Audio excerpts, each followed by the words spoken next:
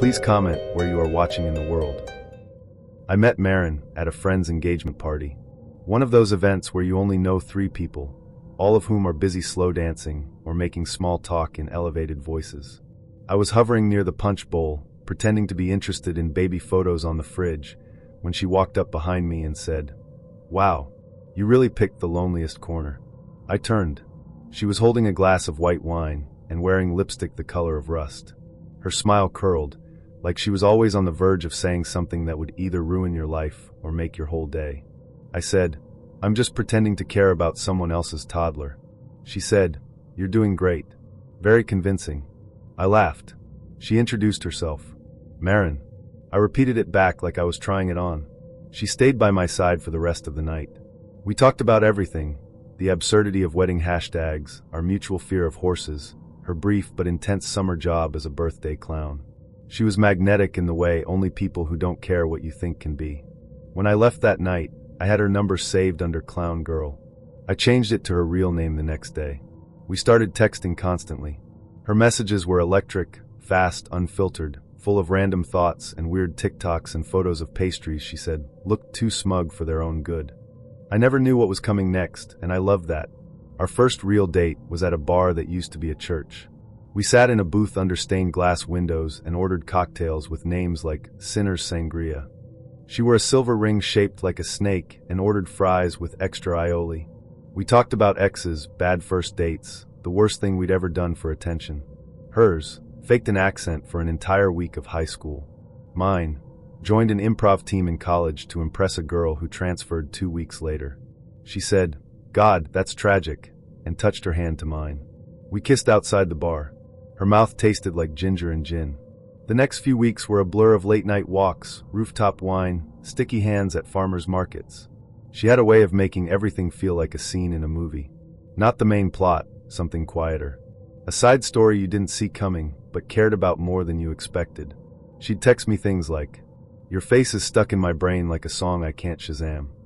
Or, "Do you ever feel like everyone else got the manual, and we're just winging it with duct tape and vibes?" I didn't say it out loud, but I was falling. Not in the dramatic, movie montage way. In the slow, steady kind. The kind where you start imagining how they'd look brushing their teeth in your bathroom. The kind where you save their voice notes and replay them when you can't sleep. She made me feel seen. Like I wasn't just some guy in the background. Like I mattered. Looking back now, I think she was always watching me a little too closely.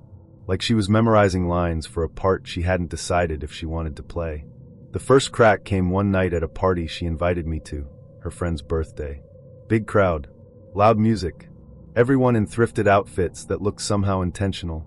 I was in the kitchen, sipping a beer and trying to figure out if the hummus was homemade when I overheard something. 2 of her friends, both a little drunk, both laughing. One said, "I can't believe she's still going with it." The other, "Honestly, I didn't think she'd last this long." Then, like a punchline, "I mean, look at him." They didn't see me. Or maybe they did and didn't care. I stepped away before I could hear more. Found Marin on the balcony, laughing with someone in a velvet blazer. I asked her to leave with me. She said yes without hesitation. We didn't talk about it that night. I told myself I was being paranoid, that it was about someone else, that I didn't want to be the guy who made drama out of background noise. But the crack stayed. A few days later, I brought it up. We were at her place, eating ramen on the floor in front of her TV.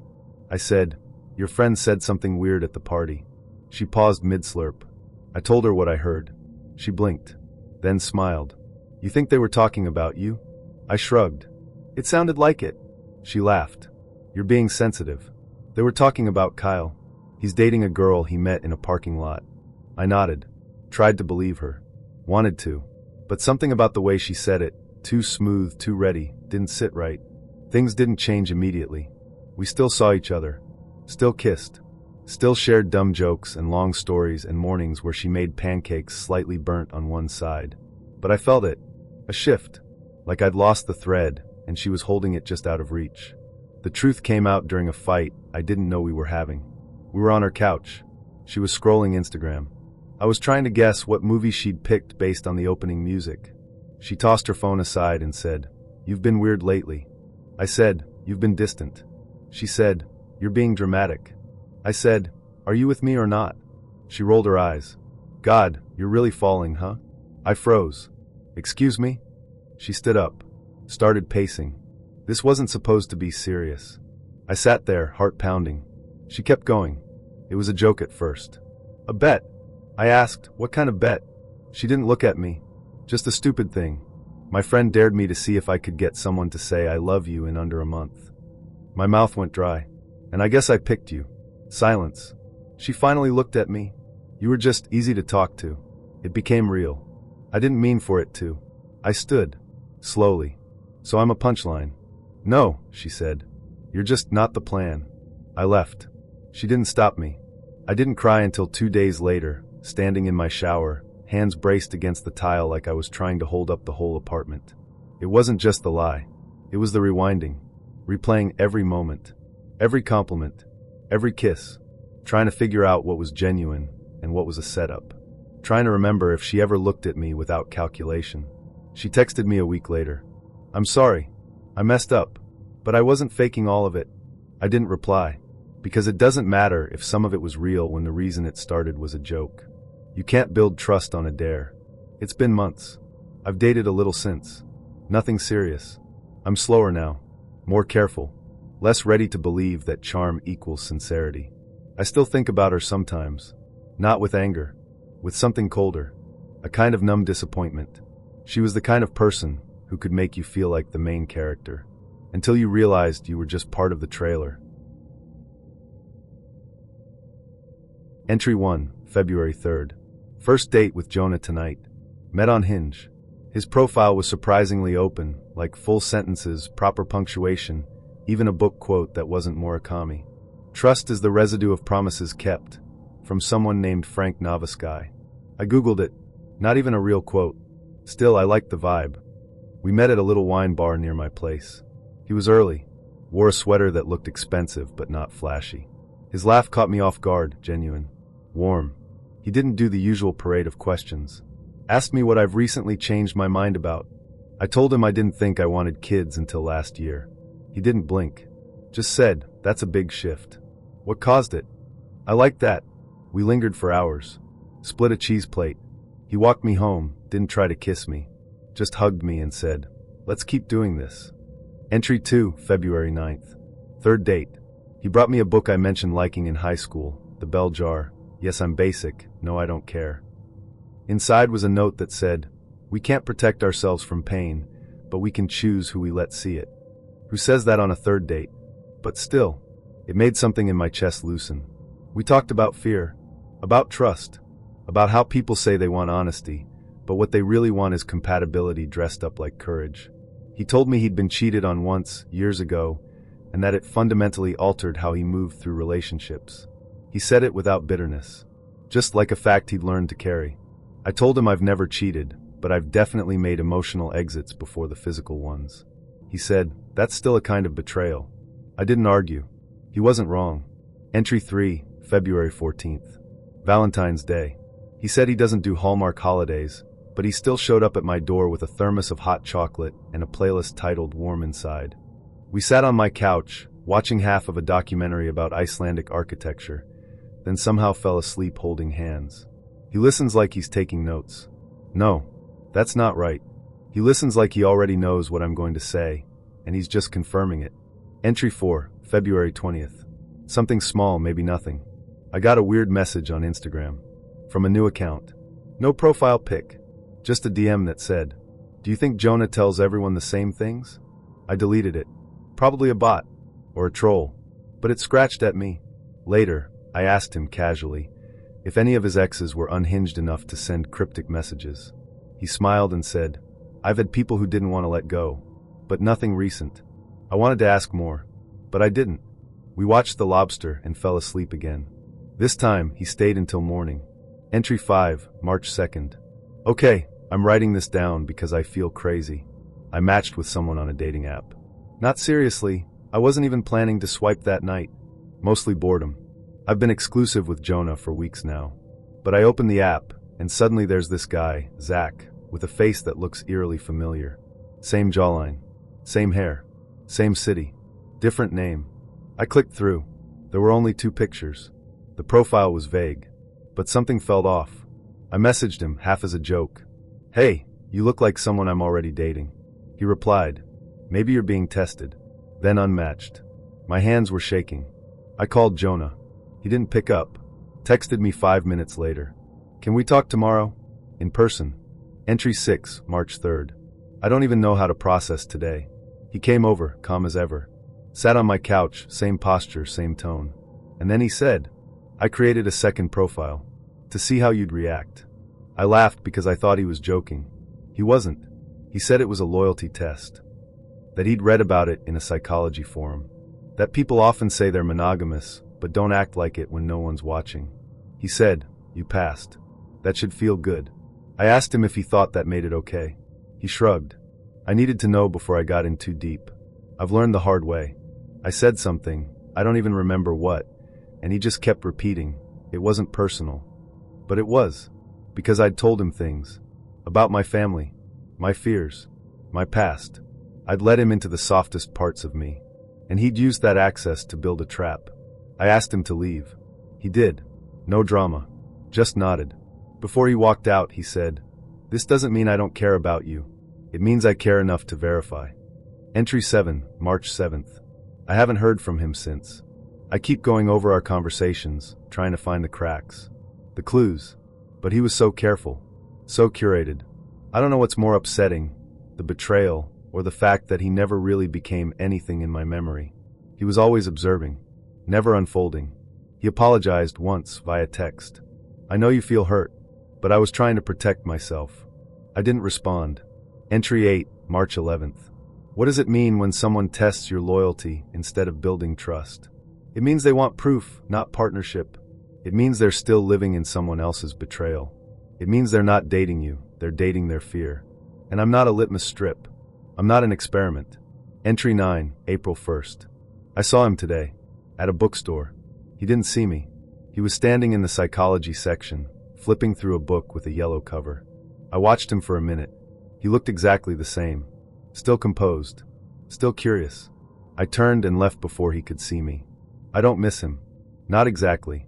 But I miss the version of him I thought was real. Entry 10, April 10th.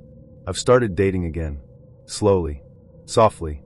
I'm more cautious now, but not in the way Jonah was. I'm not testing anyone. I'm just listening harder. Asking better questions.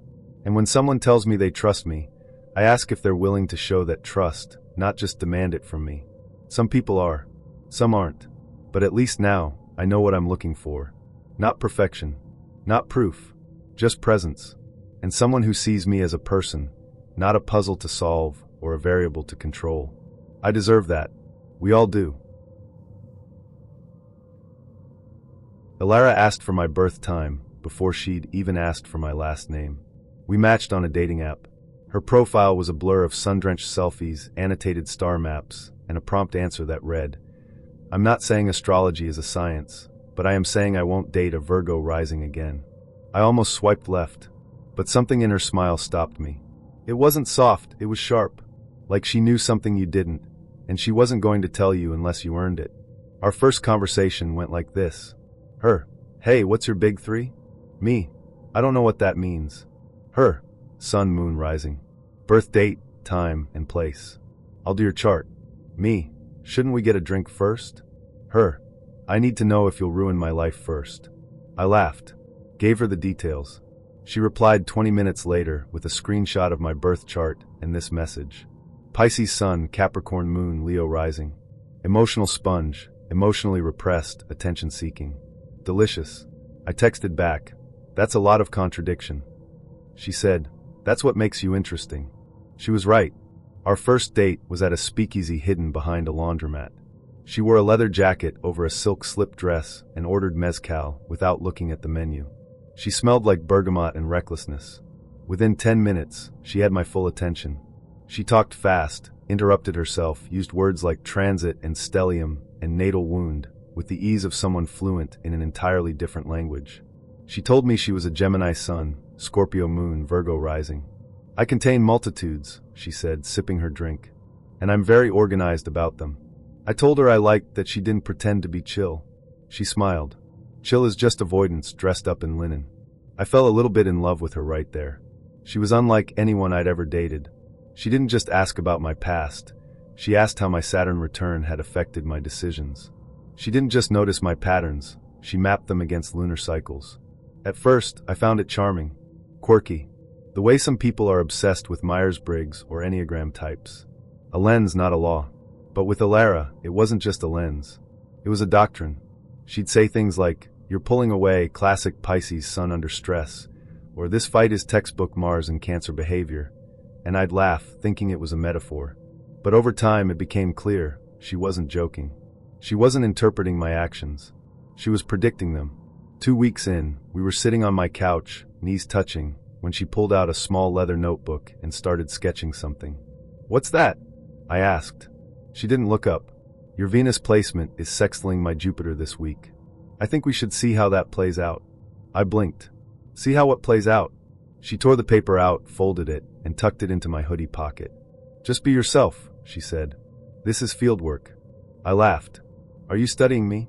She looked at me dead on. "I'm studying what happens when Gemini and Pisces push past their incompatibility."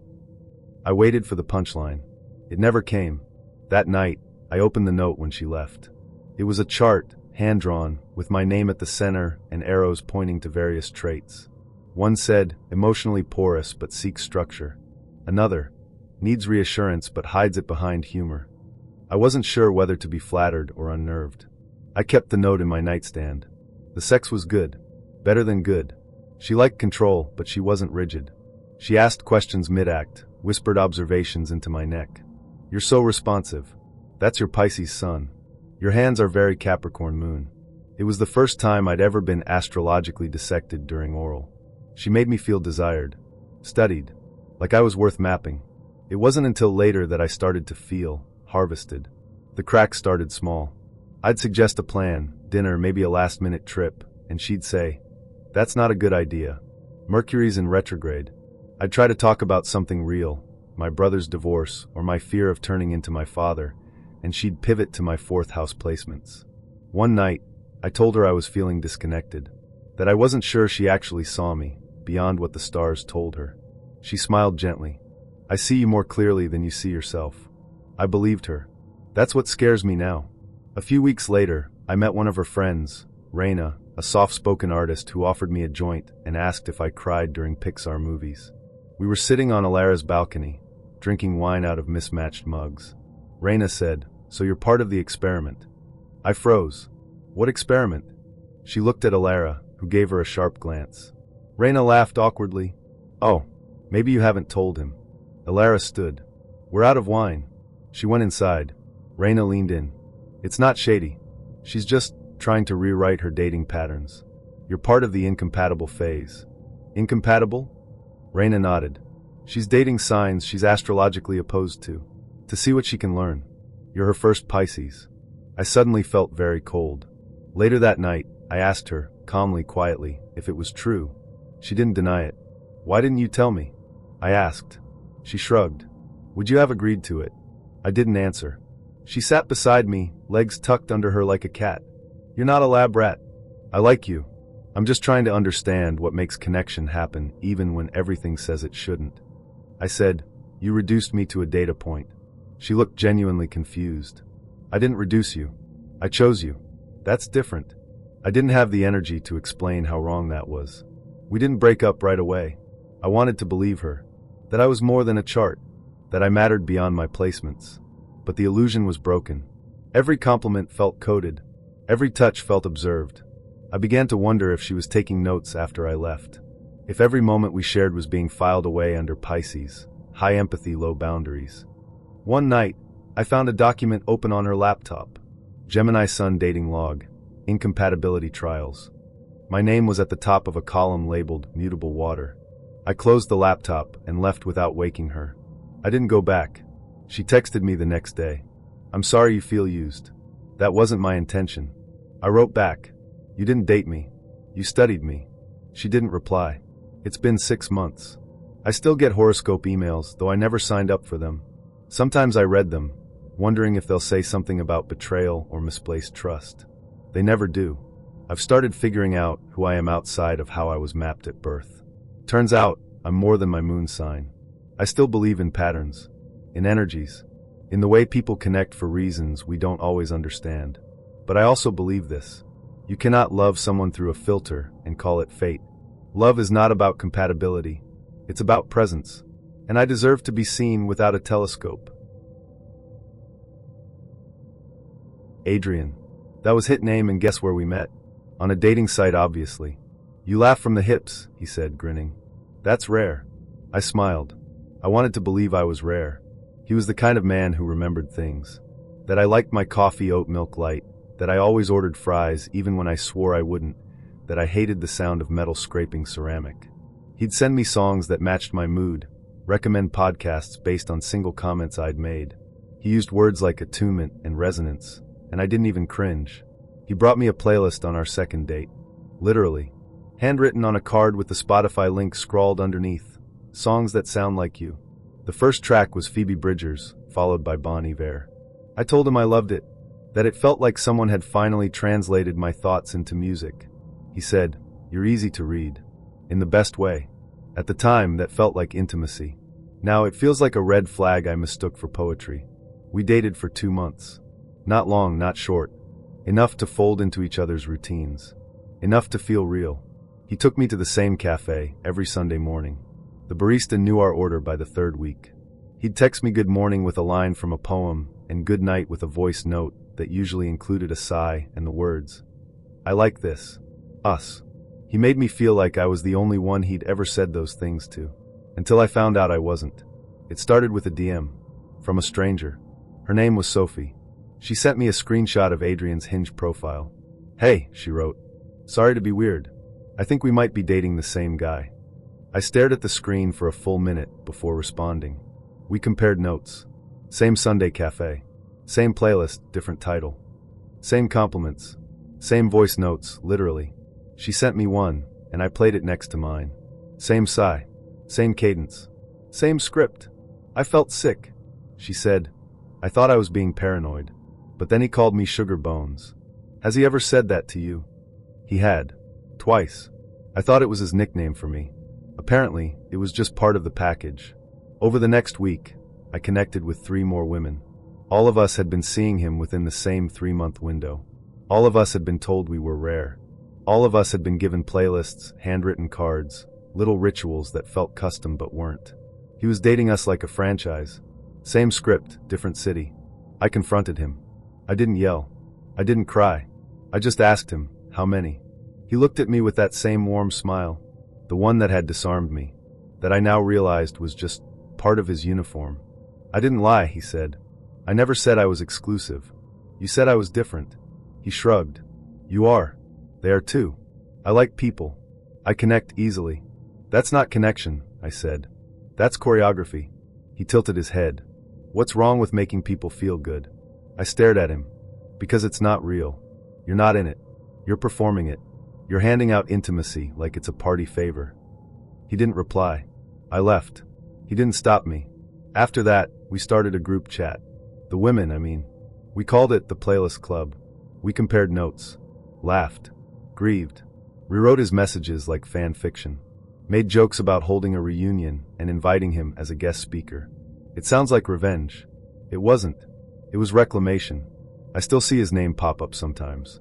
A mutual friend likes his post, or someone tags him in a photo. He's still smiling. Still charming. I wonder how many women he's connecting with right now. I don't hate him. That's the strangest part. I think he genuinely believes he's giving something. But he's not. He's just pressing play.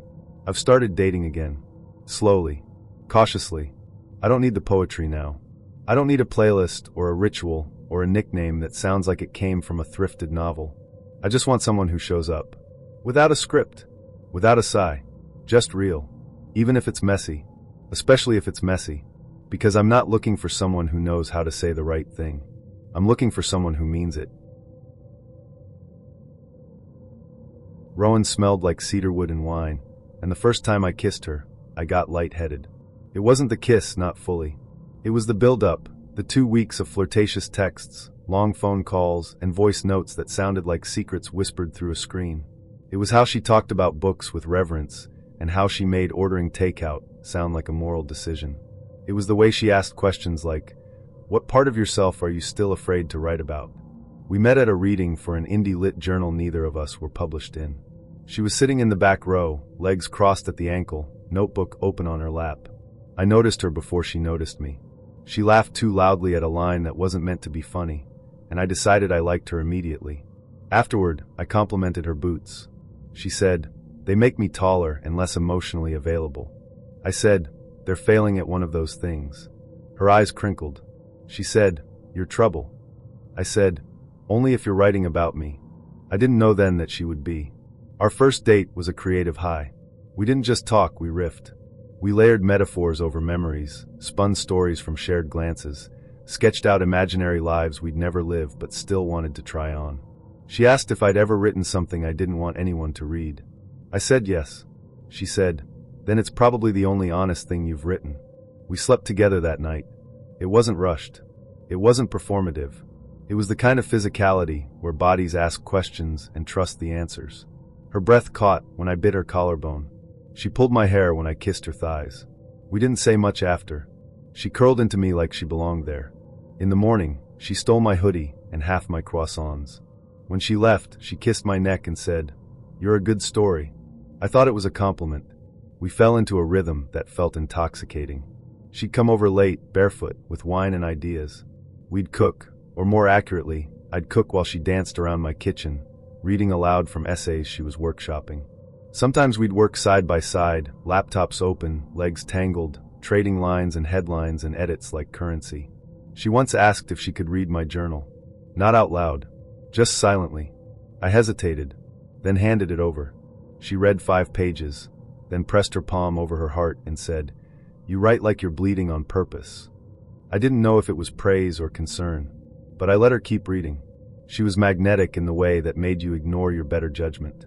I told her things I hadn't told anyone, about my father's silence, my compulsive need to be chosen, the time I almost quit writing because I was afraid I had nothing original left to say. She listened like everything I said was gold. She'd curl next to me after sex and ask questions like, "If you could write a story that no one could trace back to you, but it was your truth, would you still publish it?" I said yes. She said, "Me too." I didn't know then that she meant my truth. The first time I saw my words in her work, I thought it was coincidence. A caption under one of her poems on Instagram. Some people confuse vulnerability with access. I'd told her that, word for word, over wine a week earlier, while talking about my ex and how she treated my openness as a utility. I commented, "Beautiful line." She replied with a wink emoji and nothing else. I brushed it off. Writers bleed into each other. That's the nature of intimacy and influence. Right? It kept happening. Snippets of conversations, phrases I'd said during pillow talk, stories I'd shared in confidence, started appearing in her essays, her captions, her spoken word pieces. She gave them no context, no credit, just transplanted them into her work, polished and reframed. One line in particular gutted me. He told me he was afraid of being ordinary, so he became performatively broken. I'd said that after a fight with my brother. I remembered the room we were in, the light, the wine, the way she'd nodded and said, "That's a hell of a sentence." Now it was hers, claimed, branded. And me? I was nowhere in the footnotes. I asked her about it one night. We were tangled in my sheets, the room still warm with leftover lust and lemon candle wax. I said, "Can I ask you something without you getting defensive?" She said, "That's never a good start." I said, "Are you using my stories? In your work?" She didn't deny it, just shrugged. Writers are thieves. You knew that. I sat up. There's a difference between being inspired by someone and extracting them. She pulled the blanket over her chest. "You never said it was off limits." I stared at her. "Is that how this works? If I don't explicitly say don't steal this, it's fair game?" She looked at me like I was being precious. "You're a writer. I thought you'd understand." I did understand. That was the problem. I stopped seeing her after that. Not dramatically. No big fight. Just a slow fade out. Less texting. More silence. A goodbye that never really happened. She didn't chase me. And maybe that's what hurt most. 3 months later, she published an essay. It went viral. Shared by literary accounts. Quoted in captions. Featured in a small but influential digital magazine that paid its writers an exposure and Twitter clout. The essay was about a man. She never named him, but I saw myself in every paragraph. She described his apartment in detail. Books stacked like altars, a record player that only played sad women, a kitchen that smelled like burnt garlic and hope, and I knew it was mine. She described our first date, our first kiss, our first fight, reframed into something more dramatic than it was. She described his sadness like it was an animal she'd tamed. And then she ended it with a line I'll never forget. I didn't fall for him. I fell for the way he let me shape his story. I didn't message her. I didn't comment. I just closed the tab and sat with the dull ache of being reduced to material. It wasn't just the betrayal. It was the realization that, for her, connection was a transaction. That she didn't love me. She loved what I gave her access to. My pain. My process. My words. She hadn't seen me as a partner. She saw me as content. I still write about her sometimes. Not directly. Not by name. But I write about how it feels to be known only in fragments. To be loved for your language, but not your silence. To be curated instead of cherished. I write about the danger of inviting someone into the sacred and watching them turn it into spectacle. I write because that's how I reclaim the pieces. Because if I don't write it, she still owns the ending. These days, I guard my creative process like it's a vein of gold. Not because I'm bitter, but because I've learned that some people don't want to create with you. They want to feed off you. They want the intimacy of your ideas without the effort of building something real. So I choose more carefully now. Not just who I share my body with, but who I share the inside of my mind with. Because the stories I carry, they're not just stories. They're me. And I deserve more than to be a footnote in someone else's masterpiece. Julian asked if he could take notes the first night we met. We were sitting on the floor at a publisher's after-party. Cheap wine, good lighting, everyone pretending to like each other more than they did. He wore a dark sweater and corduroys with a rip at the knee that looked deliberate. He held his glass like it was a prop. He asked questions that made people pause mid-drink. He turned to me after overhearing a comment I made about how loneliness isn't always loud. "Say that again," he said. "But slower." I laughed. "Why?" He tapped his phone. "I collect lines like that. Don't worry, I'll attribute it." I thought he was joking. He wasn't. But I was flattered. I gave it to him again, word for word. I should have known then. Julian was the first man I'd dated in years who seemed genuinely interested in my interior life. He'd ask things like, "What's the hardest truth you've had to carry alone? And which ghost still sleeps in your bed when no one else is there?" He listened like a writer, attentively, with his head tilted slightly, as if making space for the shape of your words. He told me he was working on a collection of essays, a meditation on intimacy in the digital age.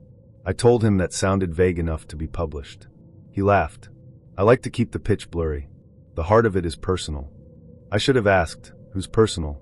We started spending nights together. First in his place, books stacked against the walls, a coffee table made of milk crates, a mattress on the floor like he was still committed to struggle, even though his Substack had 30,000 subscribers. He read to me in bed. James Baldwin and Carson, parts of his own drafts. He'd pause sometimes and ask, "Too precious?" Or, "Does that sound like I'm trying too hard?" I loved that he let me in that way. I thought it meant trust. I started sharing my own stories. Quietly at first. Then with more courage. Experiences I hadn't written about yet. Things I hadn't even said aloud before. The time my mother stopped speaking to me for 6 months. The relationship that unraveled because I couldn't say, "I'm sorry," until it was too late. My complicated relationship with silence, with shame, with being seen. He asked permission to write down my words. I always said yes. I thought it was ours. The first time I saw myself in one of his essays, I didn't realize it was me. It was published on a mid-tier literary site. The title was something like "The Women Who Teach Us How to Bleed Beautifully." Pretentious, yes, but familiar. I read it in bed, smiling at lines that felt like ours. A metaphor about ghosts. A joke I'd made about the way I arrange my books by mood, not genre. A whole paragraph that mirrored a conversation we'd had walking home from dinner in the rain. I texted him, "Hey, this is beautiful." He replied, "You inspired it." I felt proud. Then I read it again. And this time, I noticed the way he never said she. Never said my partner, or someone I love. Just a woman, the woman, one woman I knew. Not a person, a device, a symbol. It kept happening. Every new essay, every new post, came with a strange sense of déjà vu. Details that were too precise to be coincidence. Phrases I'd said, now polished and recontextualized.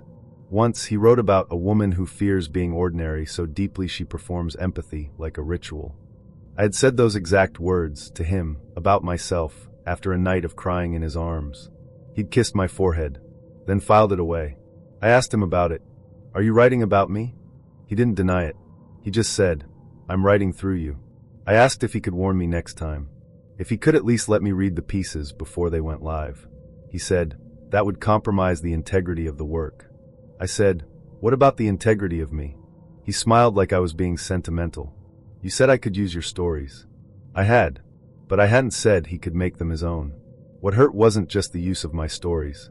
It was the erasure. He never said my name, never acknowledged what we were, never gave shape or credit or intimacy to the real person behind the prose. He turned my vulnerability into metaphor, and then he sold it. Our final unraveling came quietly. He was reading a new piece out loud, workshopping it for a reading. It was about a woman who always cried after sex, who never said "I love you" until it was too late, who collected her pain like souvenirs. I sat across from him, heart pounding. I had cried after sex. Twice. With him. The second time, I told him I was afraid he didn't actually see me. In the story, the woman says, "I think you only want me for the way I break." In the story, the man replies, "I want you for the way you still believe." He looked up from the page. "Too much." I said, "Did you write that for me or about me?" He said, "Does it matter?" I stood up. "It does to me." He looked confused, like I'd missed the point. "You're not the only one who's ever cried after sex," he said. I didn't reply. He went back to his notebook. I left that night with my toothbrush and a pair of socks that weren't mine. He didn't call. 2 weeks later, the essay was published. It went viral. People praised it for its tenderness, for its insight into the female psyche, for how well he captured a kind of woman they all seemed to know. No one asked if she'd given him permission. I started writing again. Essays of my own, but not about him. Not yet. I wrote about consent in storytelling, about the ethics of inspiration, about how easy it is for men to mine women for their most intimate truths and walk away holding the credit, the applause, the narrative. I didn't name him, because I don't need to, because this isn't about revenge. It's about reclamation. These days, I hesitate when someone calls me muse. It no longer sounds like a compliment. It sounds like a warning, because I am not a metaphor. I am not your essay. I am not the scaffolding for your self-discovery. I am a person, not content. And if you want to write about me, really write about me, then you damn well better write to me first. It was late September when I met Ider. Not the crisp, golden kind of September where the leaves look like they're posing for Instagram, but the kind where everything feels like it's been sitting in lukewarm water too long. The air was thick. The mornings started cool, but by noon, the sun would push through like it was punishing us for hoping summer was over. I was swiping half because I couldn't sleep and half because I'd made this vague promise to myself to say yes more often. It sounded brave in theory. In practice, it mostly meant agreeing to things I'd normally roll my eyes at, like dating apps. Ider's profile was weirdly curated. Not in a bad way, just deliberate. A few black and white photos, one of him sitting at a cafe table with a book I'd pretend to have read. Another of him on a hiking trail, arms crossed, like he was daring you to say you didn't like nature. His smile was small, private. He said he worked in architecture and loved thunderstorms and red wine, which made me cringe a little. That combo felt performative, like a dating profile Mad Lib. But still, I swiped right. We matched within minutes. The conversation started stiff. He called me intriguing, which made me feel like a puzzle, but we found our rhythm when we started talking about movie endings. His favorite was Eternal Sunshine of the Spotless Mind. Mine was The Social Network, not because it ended well, but because of how cold it left you. He said that was kind of dark. I said, exactly. Our first date was at a tapas place that always smelled like burnt manchego. He walked in wearing a soft brown sweater and jeans that fit a little too perfectly to be casual. His voice was smooth in a way that made me think he could read crime statistics and still make it sound like a bedtime story. When he asked me questions, it wasn't just what I did for work or where I grew up. He wanted to know about my past relationships. On a first date, he framed it like he was curious about how people heal. And in the dim glow of the candle between us, it almost sounded sincere. There was something about the way he tilted his head when I spoke, like I was feeding him something delicate that he didn't want to drop. After dinner, we didn't say goodbye right away. We wandered through the neighborhood, stopping at a bakery that was still open, the kind that sells cookies the size of your face. I remember brushing crumbs off my chest while he walked close beside me, not touching, but near enough that I could feel the warmth of his arm. He looked down at me and said, "You have this low laugh." I smiled, but the thing was I don't. 2 nights later, we saw each other again. He texted me that morning. Said, "Can't stop thinking about that smile." Half of me was flattered. The other half, suspicious. He invited me to his place for dinner. He lived on the top floor of this old building with no elevator and a hallway that smelled like paint and popcorn. His apartment was cold, minimal, like someone had Googled masculine interior aesthetic and just bought everything on the first result. Black couch, white walls, gray rug. There were no pictures, no knickknacks. Even the books on his shelf looked untouched, except for the 3 identical copies of one title, a novel I'd never heard of. When I asked him why, he said, "It's that important to me." He didn't elaborate. I didn't ask again. We sat on his couch, our knees brushing. He poured us wine, red of course, and put on a playlist that sounded like every song had been selected to seem effortless. We talked about family, about fear, about whether we believed people changed or just revealed more of who they've always been. At one point, he touched my wrist, tracing the edge of my bracelet with his fingertip. "You always wear this?" he asked. I looked down. I wasn't wearing a bracelet. "No," I said. "I'm not." He just smiled like I'd said something clever. Later that night, we kissed. It wasn't rushed or frantic. It was slow, like he was memorizing something. His hands were warm on the sides of my face, gentle but deliberate. There was a moment, just a flicker, where I thought I could fall into this. I could lose track of where I end, and he begins. But then he pulled back, looked into my eyes, and said, "You'd look incredible with red hair." I laughed. "What, like in middle school?" He shrugged. "Just curious. I think it'd suit you." The next time we met, he brought me a scarf. Deep green. Not my color. Not even close. But I wore it anyway, out of politeness. He smiled like I'd passed some kind of test. That smile, it wasn't joy. It was satisfaction. Like a sculptor admiring the clay midshape. By our 5th or 6th date, things had started to itch. We were in a bookstore, his idea, and he pointed out a girl with red hair near the fiction section. "She looks like Amanda," he said. I asked who Amanda was. He paused a little too long. "My ex." That was the moment everything clicked. The red hair. The bracelet. The scarf. All the compliments that didn't quite apply. He wasn't seeing me. He was trying to summon someone else, using me as the base material. I didn't say anything that night. But from that point on, I started noticing how he watched me. Not like someone in love, but like someone checking a blueprint. Every time I tried to steer the conversation towards something light, funny childhood moments, weird dreams, he pulled it back to identity, core truth, the architecture of the self, as he called it. It all came to a head the night he walked me home. It was cold and quiet, the kind of silence that feels like a dare. He stood on my doorstep with his arms crossed, rocking slightly on his heels. Then he leaned in, hugged me too tightly, and whispered, "Just one kiss." I pulled back. No, not sharply, just firmly. He froze, then stepped away, pretending like he hadn't asked. I said goodnight and shut the door. I stood there for a while, forehead resting against the wood. My heart wasn't racing. It just ached, like the vibe had cracked and something sour had leaked in. That night, I couldn't sleep. I kept waking up every hour, checking my phone even though it hadn't buzzed. Until 3:07 a.m. Ida was calling.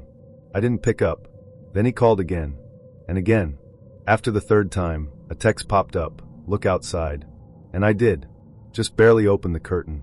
He was standing across the street in the middle of the road, holding his phone up like it was a mic, singing. Not yelling. Not dramatic. Just singing softly, like it was a lullaby.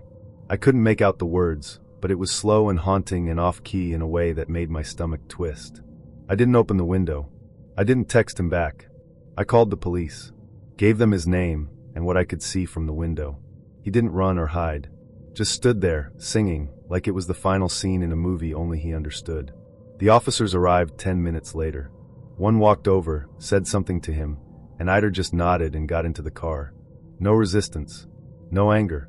Just this eerie calm. After that, I blocked him. Phone, social media, everything.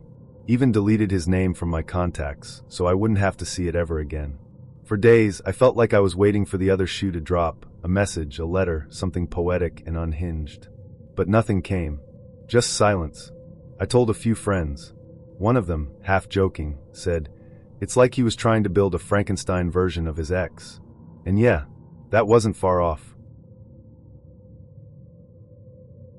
When I first met Caleb, I thought he was the best listener I'd ever met.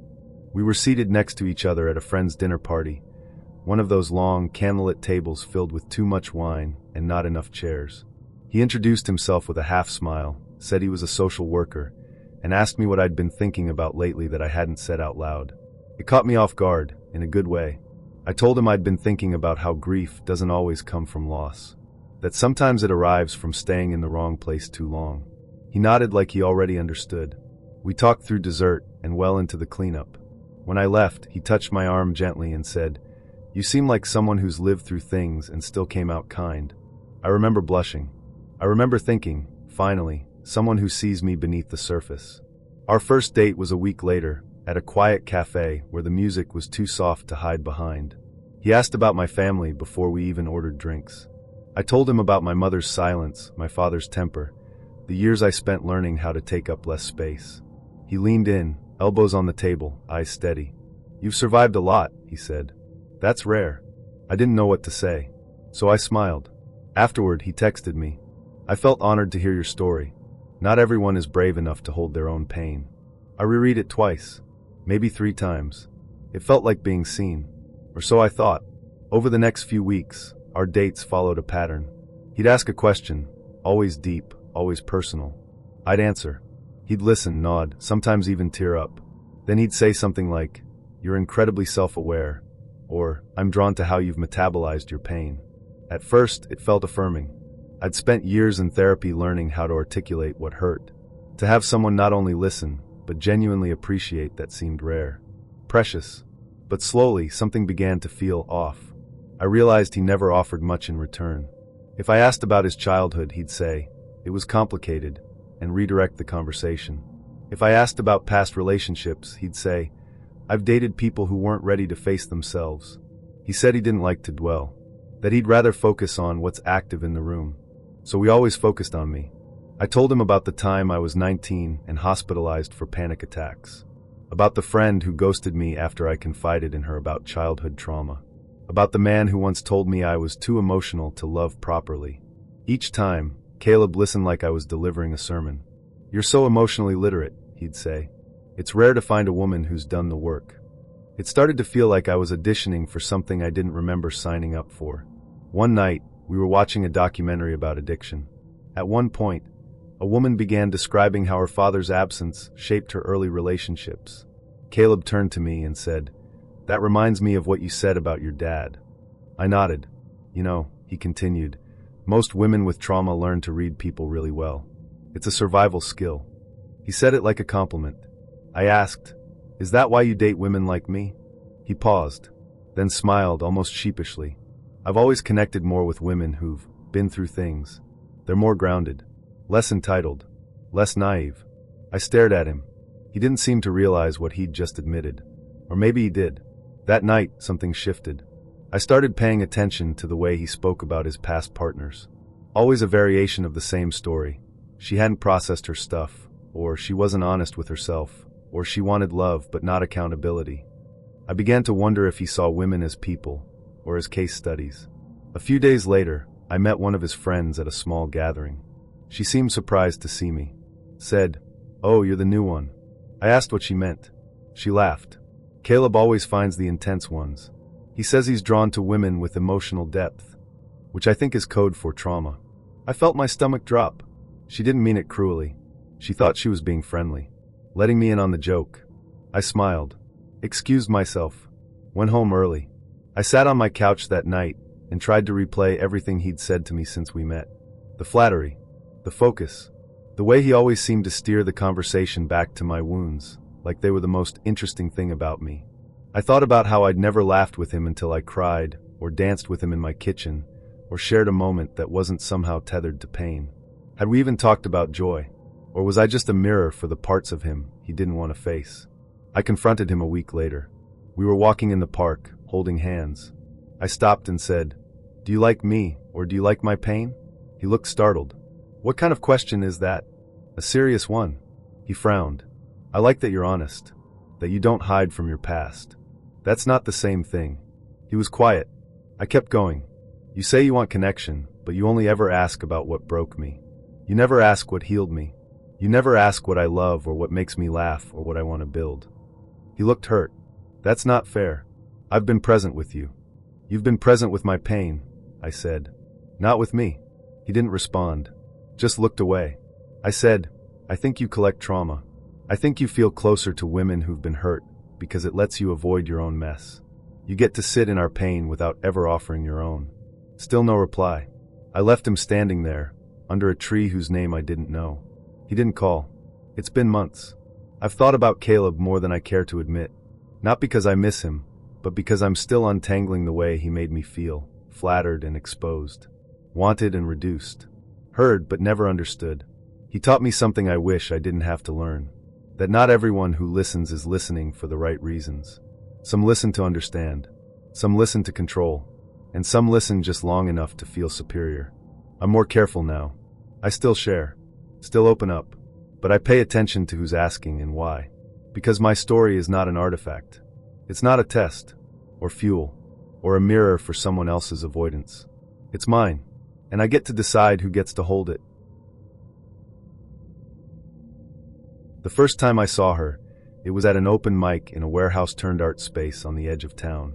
The walls were raw brick, the floor scuffed concrete, and the stage lit with a single spotlight that flickered every few minutes. I was sipping a lukewarm cider, waiting for my friend's set, when she stepped up to the mic. Her name was Helena. She didn't announce it, just started reciting a poem about discipline, order, and the freedom that comes from surrender. Her voice was low, steady, and somehow brighter than the spotlight.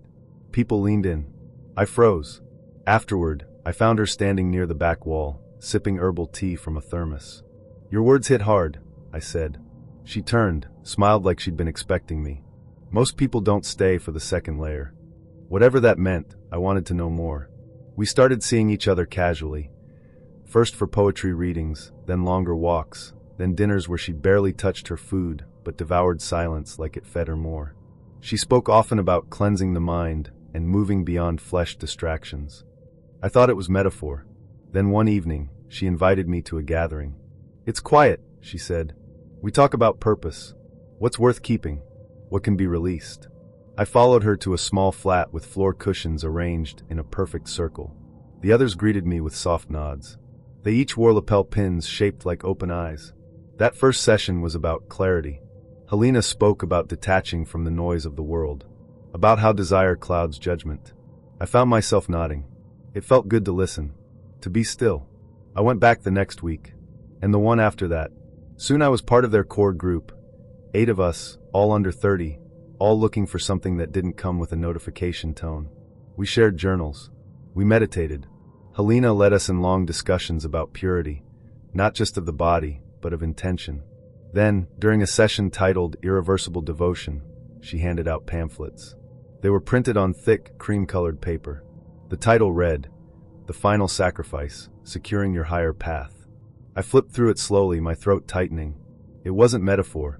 It was about sterilization, voluntary procedures, a physical vow to stay focused, undistracted. Biological urges, the pamphlet read, lead to compromise. True commitment requires permanence. I looked up. No one else seemed surprised. Helena caught my gaze. "This isn't for everyone," she said gently. "But leaders go first." My heart pounded. "But this is permanent." She nodded. "So is clarity." That night, I barely slept. I kept rereading the pamphlet, trying to convince myself it was theoretical. A test. But the next day, she sent me a clinic address. "Just a consultation," she said. "You don't have to decide today." I went. The clinic was clean, quiet. The nurse spoke in soft tones, asked if I had any doubts. I asked about reversibility.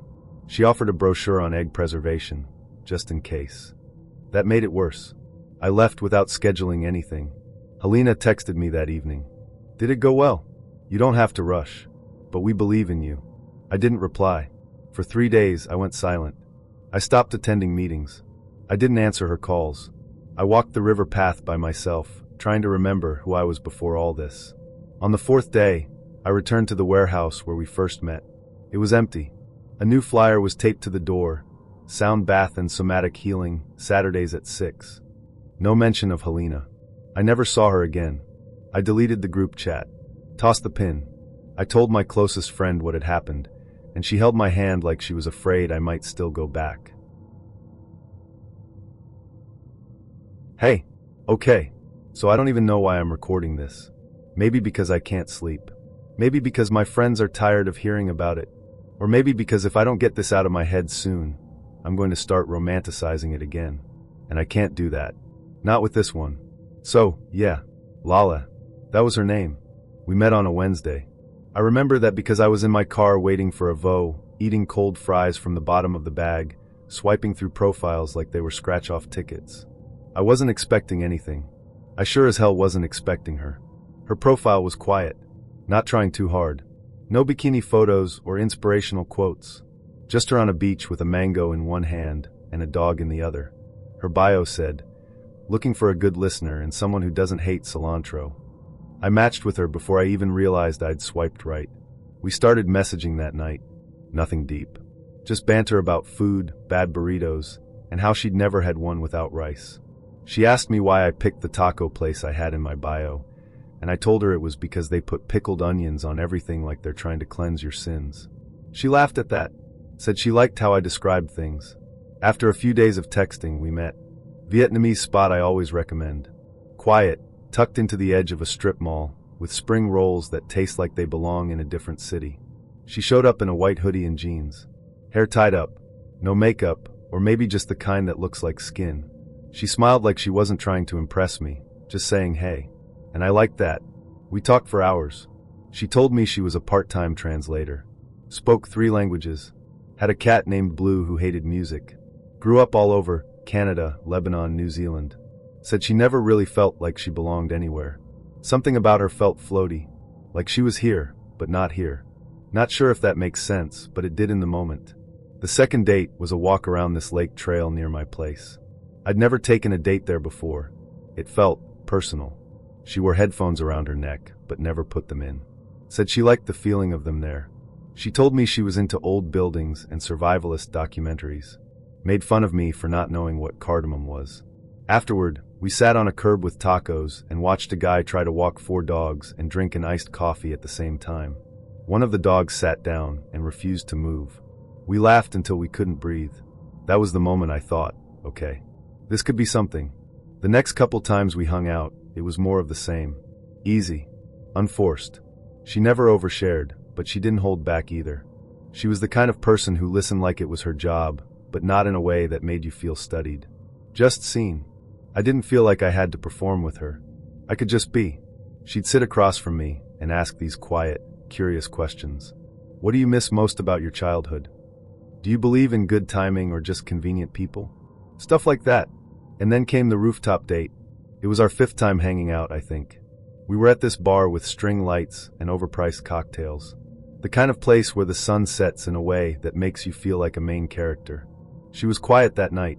Not sad, just somewhere else in her head.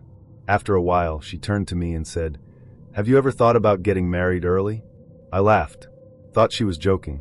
Said something dumb like, "What, like next week?" But she didn't laugh. She just looked at me. Calm. Still. And then she said it.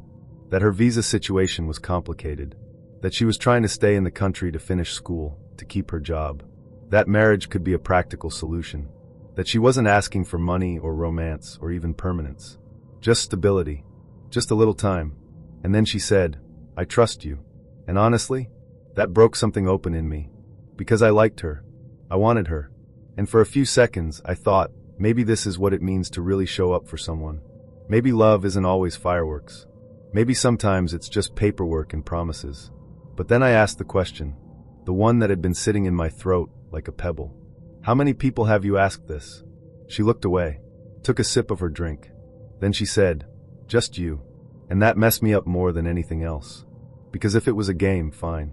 If it was a scam, I'd get over it. But this This felt like being trusted with a secret that was too heavy for one person to carry. I didn't give her an answer that night. We walked back to her place. She leaned into me as we crossed the street, like she didn't want to lose the moment before it dissolved. When we got to her door, she didn't kiss me. Just touched my sleeve and said, "You can think about it. I won't bring it up again unless you do." That night, I didn't sleep. My brain kept playing every scene like a security cam I couldn't turn off. Was she playing me? Or was she just surviving? A few days later, I texted her, said we should talk. We met at this coffee shop with wobbly tables and too much sunlight. Sat in the corner. She had a tea she didn't touch. I had nothing in front of me, just my hands folded. I told her I wasn't in a place to do something like that. That I wasn't angry, but I couldn't keep dating her if that expectation was floating between us. She nodded the whole time. Didn't flinch. Just said, "I understand. I didn't mean to scare you. I just figured it was worth asking." We didn't text much after that. She didn't beg. I didn't chase. A week later, I saw her on the app again. New photos. Same quiet energy. I didn't swipe. Just sat there staring at her profile for a full minute before closing it. It's been a while now. I still think about her sometimes. Not in a bitter way. Just in that really happened kind of way. Like I'm walking around with this little echo of a person I almost knew. And sometimes I wonder what I would have said if I didn't like her so much. If she hadn't made me feel something real before asking for something practical. Would I have said yes? Would I have helped her stay? Would I have ruined both of us by trying to blend love and logistics? I don't know, but I still hear her voice sometimes. I trust you, and that's what makes it hard. Because for a brief moment, I think I trusted her too. I matched with Zephyra on an app that glitched so often it felt like it was trying to protect me from myself. You know the kind, notifications arrive in bursts like gunfire, profiles freeze mid-scroll, and half the time it resets your preferences without asking. I wasn't even seriously looking anymore. Just tapping out of boredom, like someone flipping channels on a broken TV. But Zephyra's profile caught me off guard. There was a blurry photo of her smiling, surrounded by what looked like children's artwork taped to a wall behind her. Her bio said she was a third-grade teacher, a pancake loyalist, and more curious than cautious. She had one of those quiet, warm energies you could feel even through a screen. Her quote? "Kindness is a form of intelligence." I don't usually go for the overtly sweet types. I've always been drawn to the chaos, not the calm. But something about her felt genuine. Like she'd text in full sentences and mean every word. She messaged first. "What's your favorite smell?" I stared at the question for a full minute. It wasn't the usual opener. No hey, or what do you do? Just straight to something oddly intimate. I replied, "The inside of a new book mixed with coffee." "Yours?" she said. "Freshly washed hair. Also rain on pavement before sunset." We were off to the races. Our first date was at this coffee shop that looked like it had been designed by an algorithm obsessed with reclaimed wood and indie playlists. The kind of place where the baristas wear beanies year-round and the pastries are labeled by mood, not flavor. She walked in wearing an oversized denim jacket and a tote bag that said "Books, Boys." Her hair was tied up in a loose bun, and her eyes lit up when she spotted me. "You look exactly like someone who says thank you to the bus driver," she said, grinning. "I do," I replied. "Every time." We sat at a corner table by a window that fogged slightly from the breath of the city outside. She ordered a honey oat latte and asked me what I would name a pet snail. I said Turbo, and she laughed so hard she snorted. It was high-pitched and surprising, like a hiccup in a symphony. I liked it. We walked around after, just aimlessly. Talked about dumb stuff, what superpower we'd want, which fruit has the most chaotic energy. She said passion fruit, I said durian. The date ended with a hug that was a little too long to be platonic, but not quite an invitation. I walked home grinning like a fool. The second date was even better. She suggested this tiny museum dedicated to packaging history. I didn't even know that was a thing. But she was visibly excited about it, like a kid on a field trip. She pointed out vintage cereal boxes and waxed poetic about the evolution of toothpaste tubes. "I like things that don't pretend to be more than they are," she said, touching a 1950s ketchup bottle. "Like this. It's just ketchup. No marketing campaign, trying to make it spiritual." Later, over tea, she texted me. "Today was a 9 out of 10. We should date again." I remember reading that and feeling my chest glow a little. By the third date, she'd started bringing this little clip-on mic with her. It was pinned discreetly to the inside of her jacket, like something a TV host would wear. I asked about it, half joking. "What are you spying on me?" She smiled. "I use it for note-taking. I'm working on a project." Zephyra was the kind of person who would record her thoughts on the fly. I figured maybe she was a writer or trying to be one. She had that natural curiosity, always asking questions that felt like they came from a deeper place. "What sound reminds you of home? Do you think sadness is more about memory or absence?" I thought she was just emotionally intelligent. Or maybe just thoughtful in a way I wasn't used to. We hung out 5, maybe 6 times. Once we had gas station snacks in the park and ranked the worst childhood snacks. Another time, we people watched at the farmer's market and made up elaborate backstories for everyone who walked by. The more time we spent together, the more I liked her. She didn't try to impress me. She wasn't performative. When we kissed for the first time, it was in the middle of a sentence, her sentence. She just leaned in mid-thought and pressed her lips to mine like she'd been meaning to do it for days. It wasn't a fireworks kiss. It was a hum. A slow-building warmth that made my hands hover awkwardly at her waist before settling there. Her lips tasted like cinnamon gum and black tea. She pulled back and said, "I've been wanting to do that since you said you hated passion fruit." I laughed. "That's what did it. That and your eyebrows," she said. She stayed over that night. Nothing happened beyond lazy cuddling and watching bad documentaries with the volume too low. But her body curved into mine like we'd done this before. Like we'd already figured out the best way to fit together. I remember waking up once around 3 a.m. and seeing her eyes open, staring at the ceiling. I whispered, "You good?" She nodded. "Yeah, just listening." "Listening to what?" She paused. "Everything." At the time, I thought it was poetic.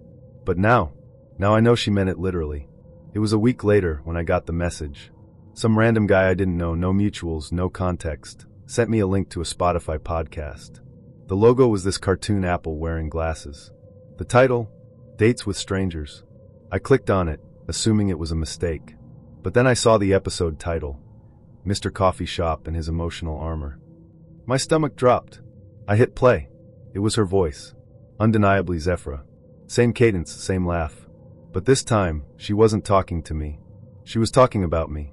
Narrating our first date like she was reading a short story to an audience. She described the coffee shop, my hoodie, the way I held my mug with both hands like I was casting a spell. And then she played a clip of me, my actual voice, talking about my dog, talking about how I used to sleep in the car just to avoid going inside when I was a kid. She called it a quiet confession cloaked in humor. I sat there frozen. I skipped forward, and it got worse. She dissected my tone, questioned whether my calm demeanor was a defense mechanism. She labeled me emotionally guarded but unexpectedly tender when distracted. There were other episodes, other men, all given nicknames, all dissected. Some were funny, some were brutal. She even played their voices too. Not just summaries, actual clips, real words from real conversations.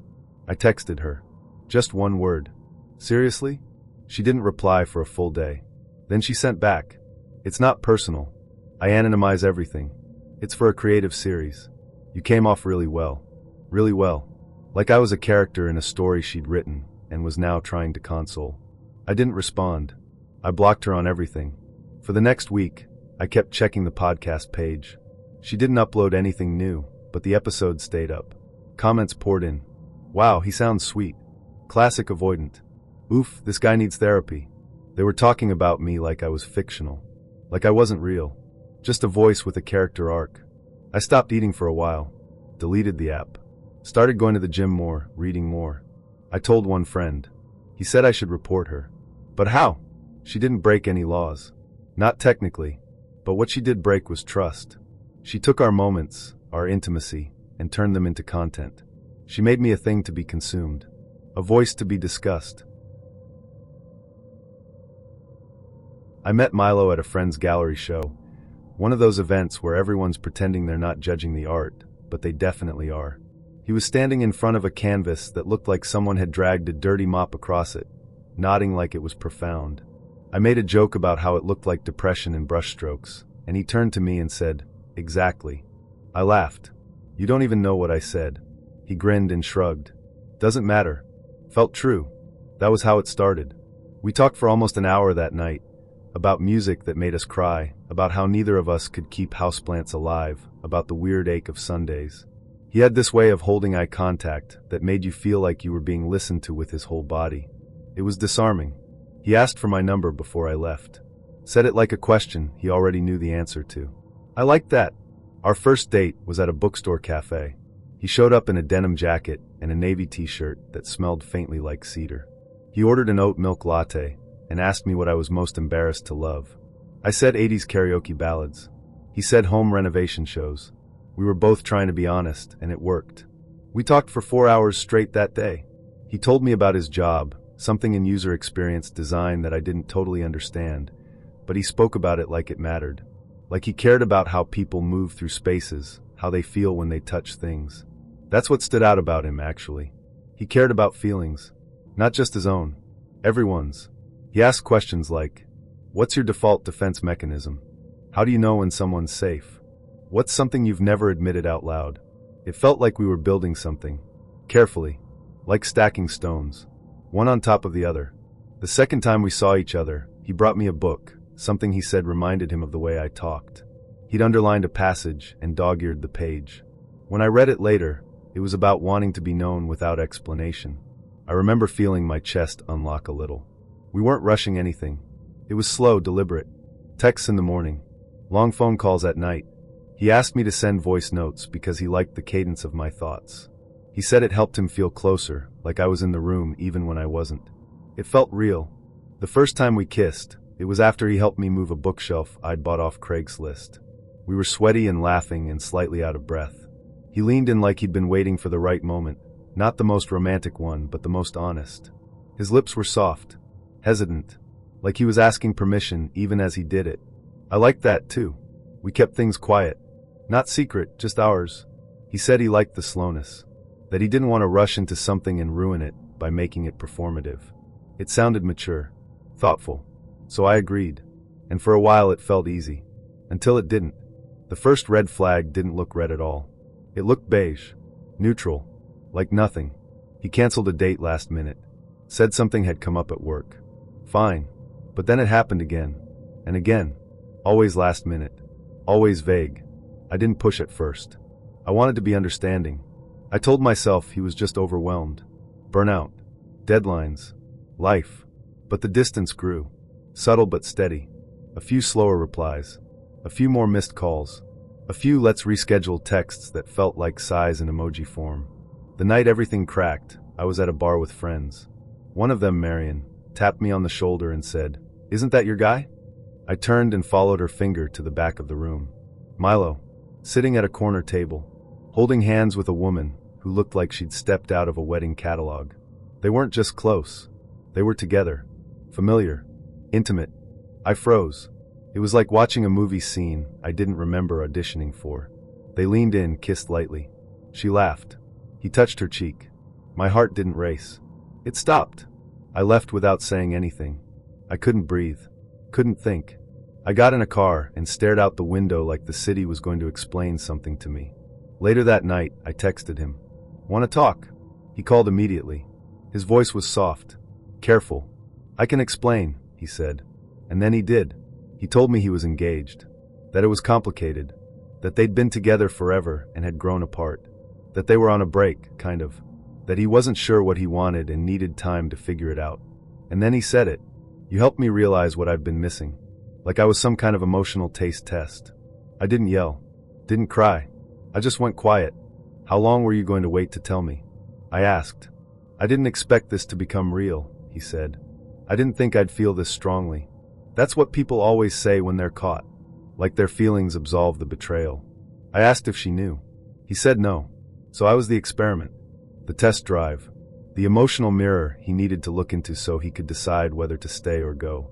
And the worst part, I did feel something real. That was never the problem. The problem was that he made me believe I was the only one feeling it. I ended it that night. Told him not to call. Not to text. Not to explain. I didn't want apologies. I didn't want closure. I just wanted out. But in the weeks after, I kept replaying everything. Every soft look. Every thoughtful message. Every question that felt like it came from a place of depth. And I wondered, was any of it real? Or was I just a safe place to rehearse his exit? A month later, I saw a post online. An engagement photo. Her in a white dress. Him in the same navy jacket. They looked happy. I stared at the screen for a long time. Not because I missed him, but because I missed the us I thought we were building. I missed the version of him that only existed with me. The one who listened. The one who noticed. The one who asked about my favorite sound and remembered it a week later. I know now that people can be two things at once. Milo was kind and selfish. He was present and dishonest. He was gentle and cowardly. He wanted love, but didn't know how to earn it. I was never the ending. I wasn't even the beginning. I was the trial run, and I won't ever volunteer for that again. The first time I met Amara, I thought she was someone I'd imagined. Not in a manic pixie dream girl way. I'm not 12, but in that way where someone walks into the room and makes the air change. Like they're tuned to a different frequency, and you're just catching the signal for the first time. She sat down across from me at a candlelit bar in the Lower Haight, wearing this deep green wrap dress that made her look like she'd walked out of a painting. Her hair was coiled high on her head, a few curls falling like punctuation marks along her cheekbones. She smiled like she knew something I didn't, like she'd already read the last page of my story and was just waiting for me to catch up. We met on a Sunday night, which already felt like a choice. I remember thinking, no one agrees to a first date on a Sunday unless they're either deeply sincere or quietly chaotic. Turned out she was both. What stood out from the beginning was how good she was at asking questions, not the surface level stuff. She didn't care what I did for work or whether I liked dogs. She asked what I daydreamed about when I couldn't sleep. She asked what I wanted to be as a kid before the world got to me. She asked what I thought happened in the 5 seconds after we die. And she listened. Not the kind of listening people do when they're just waiting to talk. Real listening. The kind that makes you want to tell her things you hadn't even admitted to yourself yet. Do you think you're more skilled at loving or being loved? She asked halfway through the date, sipping her drink slowly like she already knew my answer. I said loving, and she nodded like it confirmed something. Most people would have made that kind of question feel like a trap. With her, it felt like an invitation. By the end of the night, I was pretty sure I wanted to see her again. Not because she dazzled me or flirted or performed, but because she made me feel like I was worth studying. That should have been my first clue. Our second date was a walk through the botanical garden. She wore loose linen pants and a white t-shirt with a faded graphic of a cassette tape. She brought a flask of herbal tea and shared it with me like we were old friends on a porch somewhere.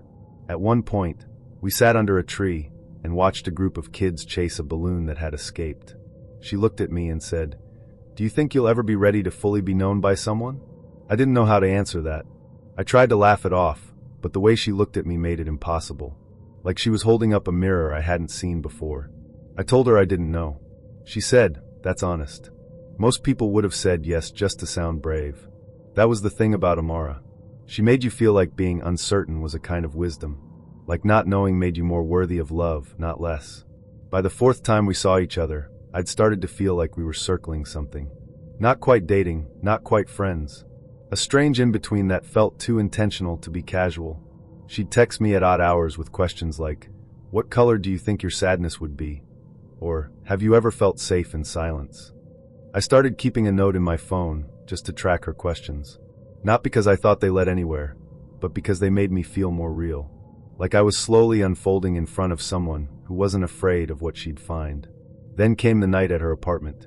It was small, full of plants and incense and books stacked like tectonic plates. She lit a candle before we sat down. Said it helped her anchor the space. I didn't ask what that meant. We talked for hours. Laughed too. She told me a story about getting kicked out of a silent meditation retreat for sneezing too loudly. I told her I once cried during a Coldplay concert and blamed it on allergies. At some point, the conversation slowed. She leaned in, her knee brushing mine. Her hand grazed my wrist, not possessively, but like she was checking my pulse. We kissed. It was slow, thoughtful. Her fingers curled into the back of my neck, and for a moment, I forgot every bad date I'd ever been on. Every time I'd been ghosted or breadcrumbed or told I was too much for someone who didn't know what they wanted. That kiss felt like being chosen. But afterward, she pulled back and looked at me like she was trying to read the fine print on my soul. "You're very open," she said. "Is that a good thing?" "It's rare," she said. "Useful." I didn't think much of it at the time. But in hindsight, useful should have made me pause. The unraveling started 3 weeks in. We were lying on her floor, heads resting on opposite ends of a yoga mat, sharing a bowl of dried mangoes and talking about intimacy. She asked me what I thought about polyamory. I said I respected it, but didn't think I was built for it. She nodded. You're definitely a synchronizer. I blinked. A what? She smiled. Synchronizer. It's one of the 10 profiles in emotional compatibility theory. You pair deeply. You're rhythm-based. You match energy instead of chasing it. I laughed. Is that like a real thing? She turned and looked at me with a softness that almost masked the intensity behind it. I'm a compatibility consultant, she said. I didn't want to lead with that because it makes people think I'm judging them. I sat up. Wait, like a dating coach? She shook her head. No, I study patterns. I help people understand how they connect emotionally. I work with therapists, couples, app developers. It's more analytical than romantic.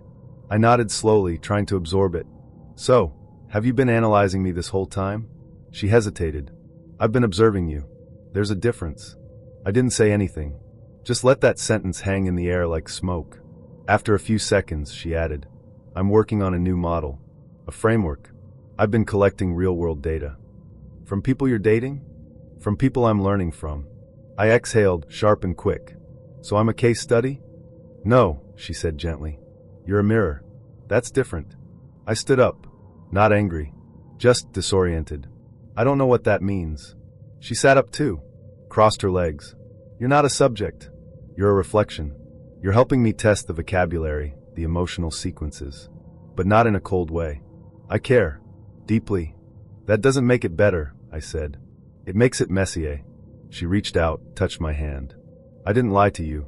No, I said. But you didn't tell the truth either. I left soon after. Didn't slam the door. Didn't raise my voice. I just told her I needed space. She didn't chase me. The next day, she sent a voice memo. I know this feels manipulative. I understand that. But it was never about you being a project. It was about recognizing patterns. And you're the first person who made me question the whole system. I didn't reply. I listened to that message a dozen times before deleting it. It's been a few months now. I still think about her. Not in the way you miss someone who broke your heart, but in the way you miss someone who made you feel like you finally made sense. I wonder if I'll ever show up in her research. If I'll be one of the examples under synchronizer, prone to early emotional bonding, values congruence over novelty. I hope not.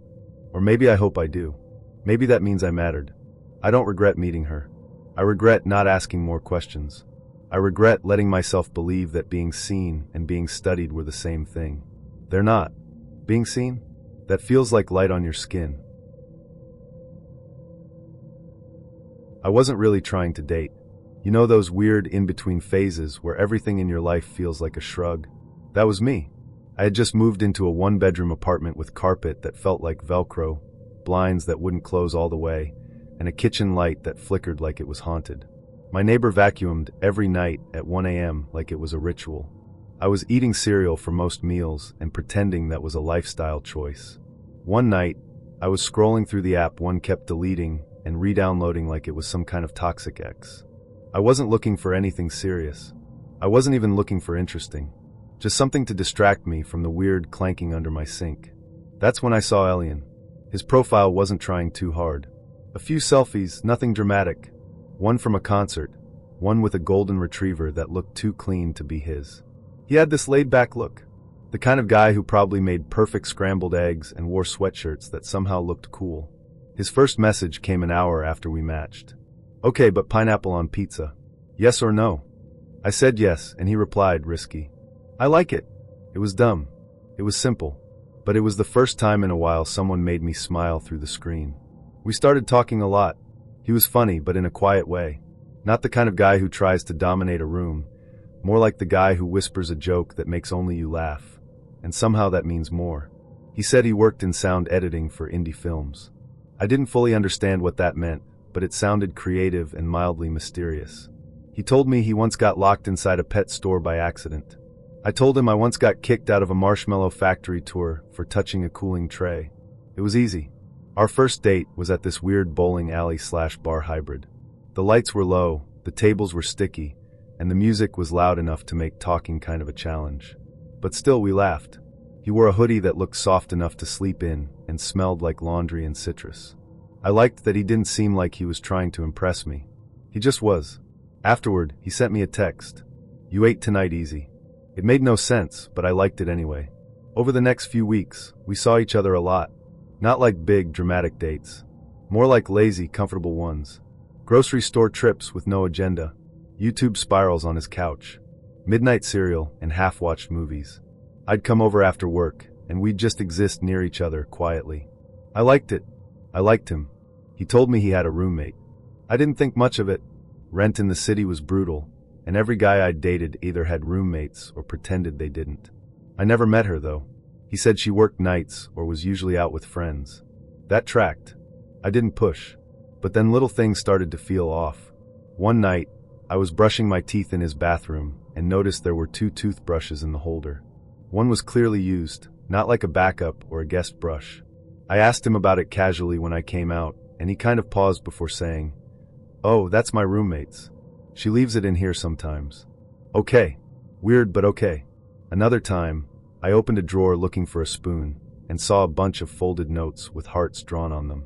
I didn't read them, but I asked about them. He laughed and said, "We write each other dumb stuff sometimes." Still weird. But I was trying not to be the girl who makes everything into a conspiracy. Then came the framed photos. On the bookshelf. Not just group shots, but the 2 of them, holding hands in one, laughing in another. A snow globe from Paris that he said was hers, but she just likes to leave it out. There were signs everywhere. Her shampoo in the shower. Her coat by the door. A necklace on the counter that he moved gently to the side, saying, "Careful, she gets mad if that tangles." I didn't want to jump to conclusions, but it was getting harder to pretend I didn't notice the pattern. So I asked him, straight up, "Is your roommate your ex?" He didn't even hesitate. "Yeah. I mean, we broke up a few months ago, but we're still figuring things out." That sentence hit me like cold water. I just stared at him. He looked at me like I was being dramatic, like I should be cool with this. "Does she know you're dating other people?" I asked. He shrugged. "I don't really talk to her about it." I left not long after. I didn't make a scene. I just told him I needed some air. When I got home, I started replaying everything. Every time he'd insisted we hang out at his place. Every time he'd taken too long to reply to a text when I knew he was home. The time he said, "We're redoing the living room," like it was still theirs. I sent him a long message the next day. I told him I wasn't mad that he had a past. I wasn't mad that he lived with someone. I was mad that he didn't tell me. That he let me feel like I was building something real while hiding half the story. I told him I didn't want to be a side character in someone else's breakup. He replied with something vague. Said he didn't expect to catch feelings. Said he thought he could compartmentalize better. Compartmentalize. Like I was a file in a drawer. Like his life was a storage unit, and I was just another box he'd labeled maybe. After that, I stopped talking to him. Didn't block him. Just muted him. A couple weeks later, I got a message from an unknown number. I read everything. "Thanks for being honest." I didn't reply. I knew it was her. Part of me felt bad for her. Part of me wanted to tell her everything. Part of me knew she already knew. It's strange how someone can make you feel seen one minute and invisible the next. Like you were real until it became inconvenient. Until the truth got too close. Looking back, I think what hurt most wasn't that he still lived with his ex. It was that I felt like we were building something. I let him in. I let myself get comfortable. I brought snacks to his apartment and left my lip balm on his nightstand. I memorized the way he said banana, like it was a 2-syllable word. I was there, and he was somewhere else. Maybe still in that shared apartment. Maybe still stuck in a version of the past he couldn't let go of. Maybe just too afraid to be alone. I don't know, but I do know I wasn't the one he chose to be honest with. And that's enough for me to walk away. I met Elias at a poetry reading I almost didn't attend. It was raining, typical, and I'd had one of those days where time moved like wet cement. I was tired, frayed around the edges, and the last thing I wanted to do was stand around sipping boxed wine, while strangers read poems about their exes like they'd just invented heartbreak. But I went. Mostly because I'd promised my friend Rachel, who was reading that night. Also because there's a part of me that always shows up, even when I don't want to. A reflex, maybe. Elias was standing near the back when I arrived, tall, angular, wearing a worn black sweater and holding a tiny notebook like it was a cigarette. He looked like someone who'd been emotionally wrecked by a Sufjan Stevens album and never fully recovered. We locked eyes briefly. He nodded. I nodded back. After Rachel read, I stepped outside for air, and he followed me out. We ended up talking under the awning for 20 minutes. About writing mostly. About the difference between vulnerability and performance.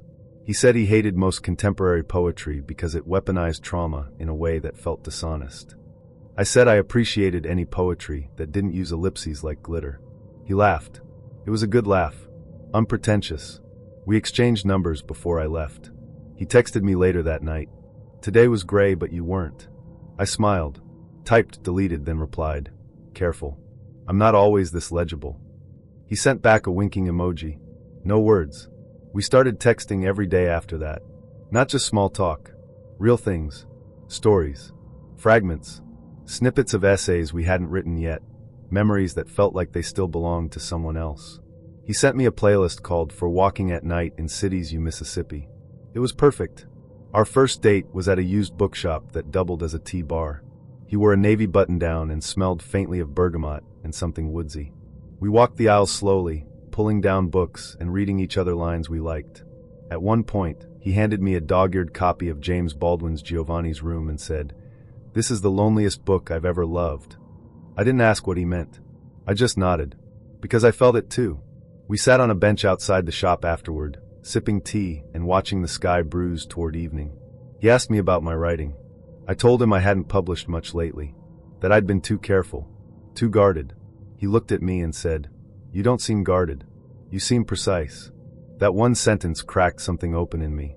With Elias, I felt like I was finally allowed to be complicated. Messy. In progress.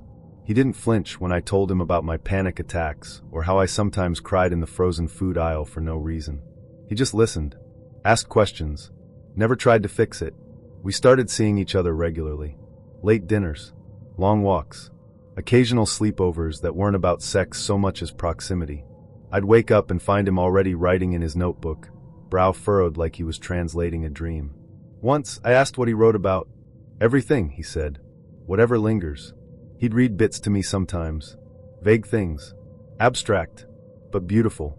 He said he wasn't ready to share much yet. That he was working on something longer. A collection of essays. I didn't push.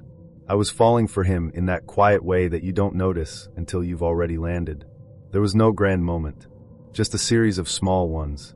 Him tucking my hair behind my ear mid-sentence. The way he always remembered to bring my favorite granola bar on hikes. How he'd rest his head on my shoulder when he couldn't sleep. It felt safe. It felt real. Until it didn't. It started with a sentence. A friend sent me a link to an online literary magazine. Said, "This sounds like something you'd write." I clicked the link. The essay was titled The Woman in the Middle of the Story. The author, Elias K. I froze. The first paragraph was almost word for word a story I'd told him on our third date. About the time I got lost in a foreign city and ended up at a puppet show in a language I didn't speak. He'd laughed when I told him. Said it was the most accidentally poetic thing he'd ever heard. Now here it was in print. Slightly reworded. Stylized. But unmistakably mine. I kept reading. The essay wasn't just about the puppet show. It was about me. Not by name, but by detail. The frozen food aisle crying. The ankle scar from a childhood bike crash. The line I'd once said, half drunk, half serious, that some people want to be loved and some people want to be known, and I'm not sure we get both. He'd used it as the closing sentence. I stared at the screen, heart hammering. It wasn't just that he'd written about me. It was that he'd done it without telling me. That he'd taken my vulnerability and turned it into content. That he'd used my voice as his own. I didn't text him right away.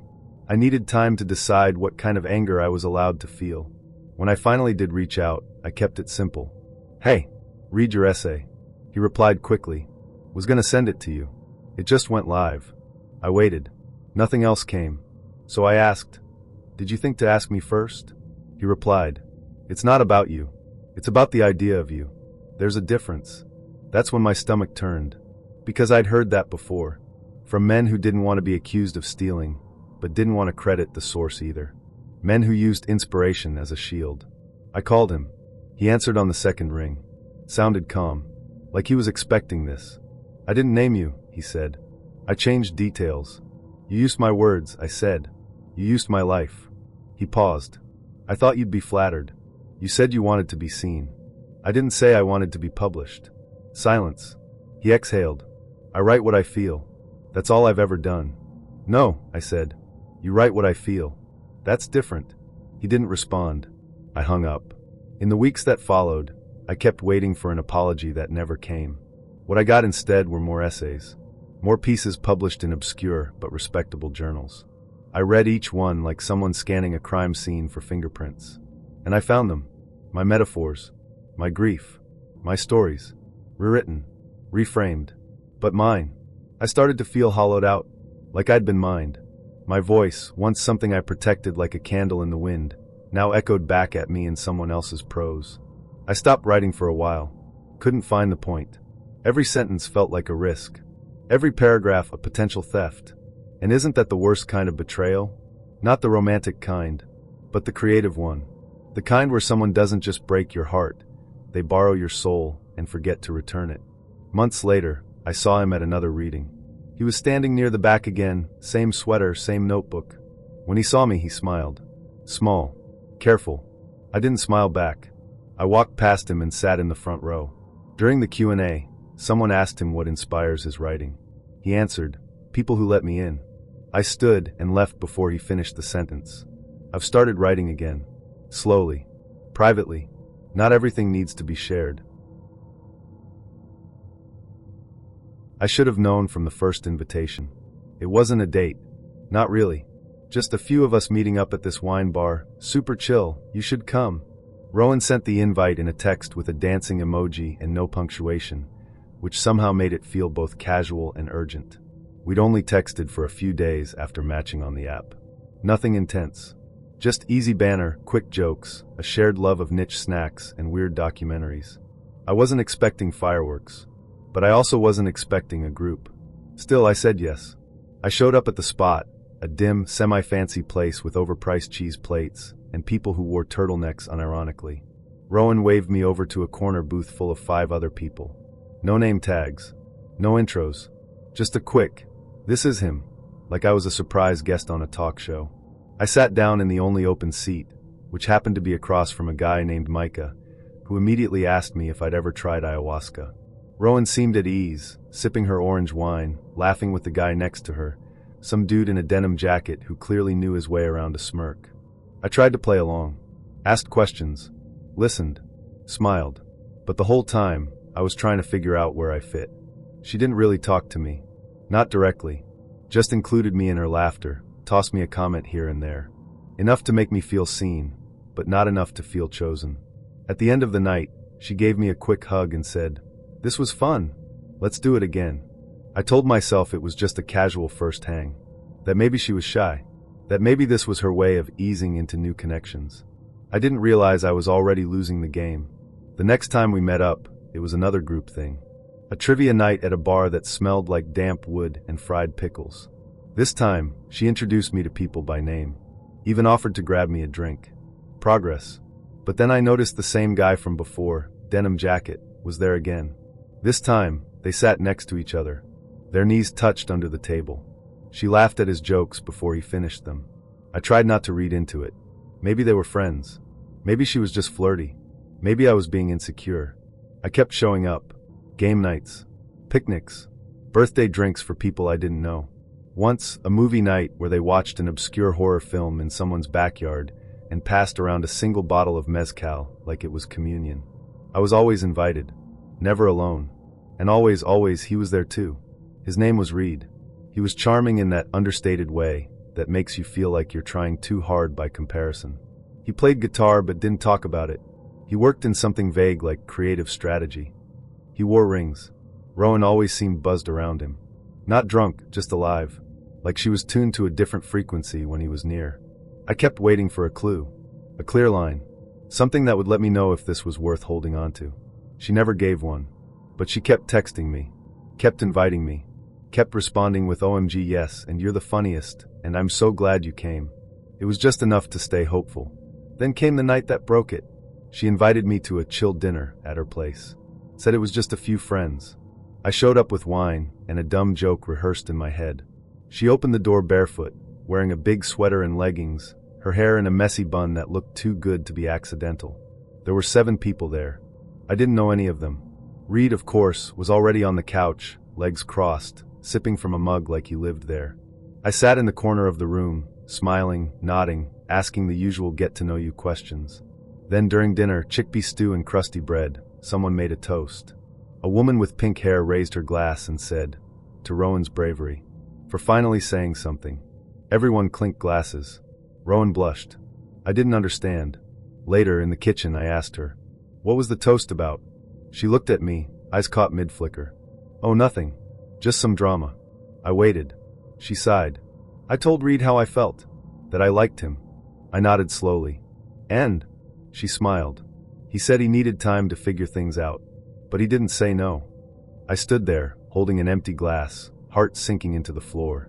She touched my arm. "I'm so glad you came tonight, though." I didn't know what to say. I left early. She gave me a Tupperware container of leftovers like that made it okay. On the walk home, everything clicked. The group dates. The careful casualness. The way she always made sure Reed was around when I was. The way she'd laugh louder, touch her hair more when he was in the room. I wasn't the date. I was the decoy. I was the person she used to trigger his attention, to create tension, to make herself seem wanted. I was the pawn. And once I saw it, I couldn't unsee it. I stopped replying to her texts. She sent one a week later. "Missed you at game night. Hope everything's okay." I didn't answer. She didn't try again. And that told me everything. I don't think she meant to hurt me. I think she was just caught in her own drama, trying to create a love story out of thin air, using the people around her like props. But I wasn't a prop. I was a person, and I deserved more than to be someone else's plot device. It started like every other match I shouldn't have trusted. Sarah messaged me within 10 minutes of matching. Normally that would have felt a little eager, but her first message wasn't flirtatious, it was specific. "You mentioned you love the band Low Roar. What's your favorite album, and why isn't it Zero?" I laughed. It was an inside baseball kind of question, the kind only someone who actually listens would ask. I replied with a paragraph about how Once in a Long While is underrated, and 2 minutes later, she sent back a voice note agreeing with me. Her voice was soft, deliberate, like someone who thought before she spoke. She had a slight rasp at the end of her sentences that made everything sound like a secret. I played it twice. We messaged all day. She referenced books I'd mentioned in old public posts, ones I'd forgotten I'd even talked about.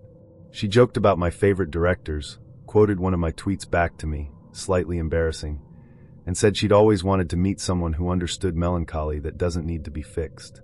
I should have paused there, but I didn't. Instead, I thought, finally, someone who gets it. Our first date was a bookstore cafe. She wore dark jeans, a gray wool coat, and no makeup that I could tell. Her hair was tucked into her collar, and she smelled like cardamom and something faintly citrusy. When she hugged me hello, her body was warm and firm and real. We sat in the corner by the window. She ordered an espresso and a copy of Ocean Vuong's Night Sky with Exit Wounds. I joked that she was trying too hard to impress me. She said, "No.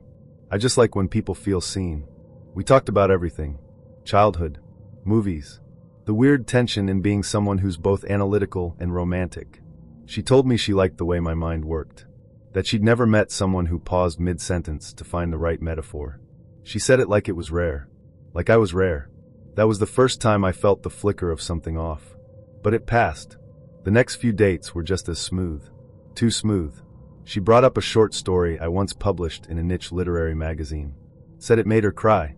She knew my favorite tea brand. She picked a playlist that included a song I'd once called The Sound of My Grief. I didn't even remember saying that. I asked how she knew. She smiled and said, "I pay attention." And I wanted to believe that.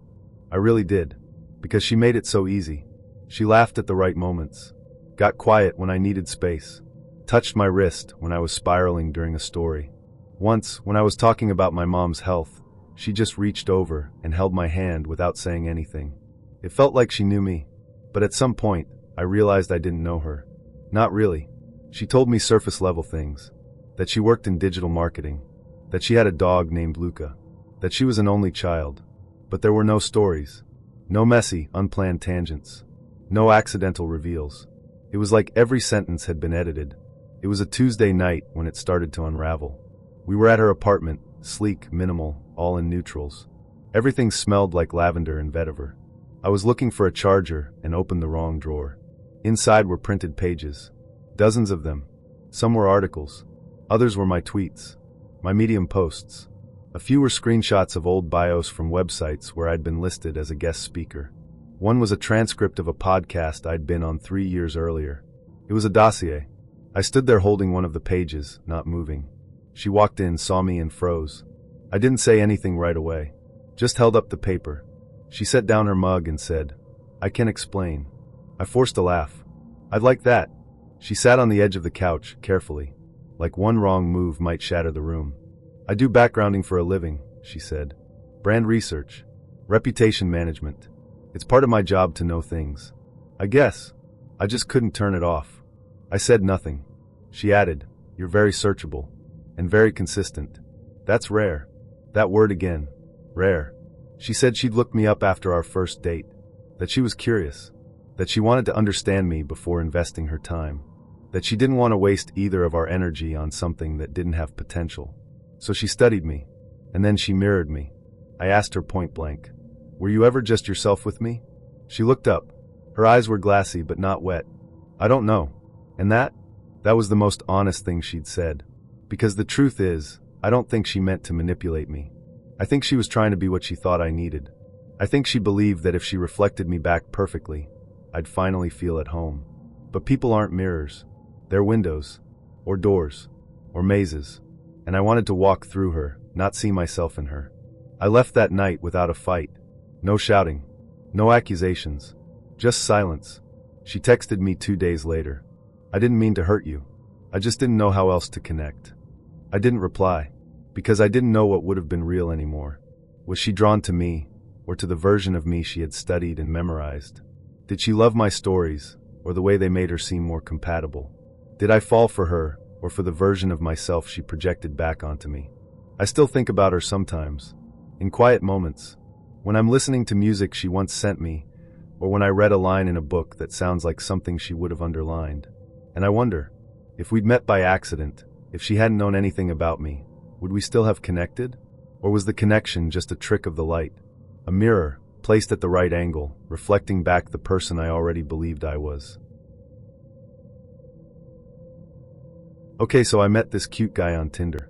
All was going well while messaging, so I decided to bus over one night to hang out with him. I lived in a decent-sized college town, so public transit was a normal thing.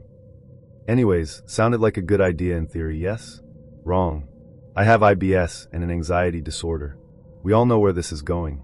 Ladies, you know the feeling. When you're on the way to hang out with a guy, and your stomach turns to knots, and you're debating on canceling. Why do we all do this? However, unfortunately for me, this feeling overtook me while I was already on the bus. I felt the horrendous stomach ache and anxiety being to creep on. Bubble guts ensued. I told myself no problem. I'll hop off the bus super quick to stop at a connivance store. Only minor problem.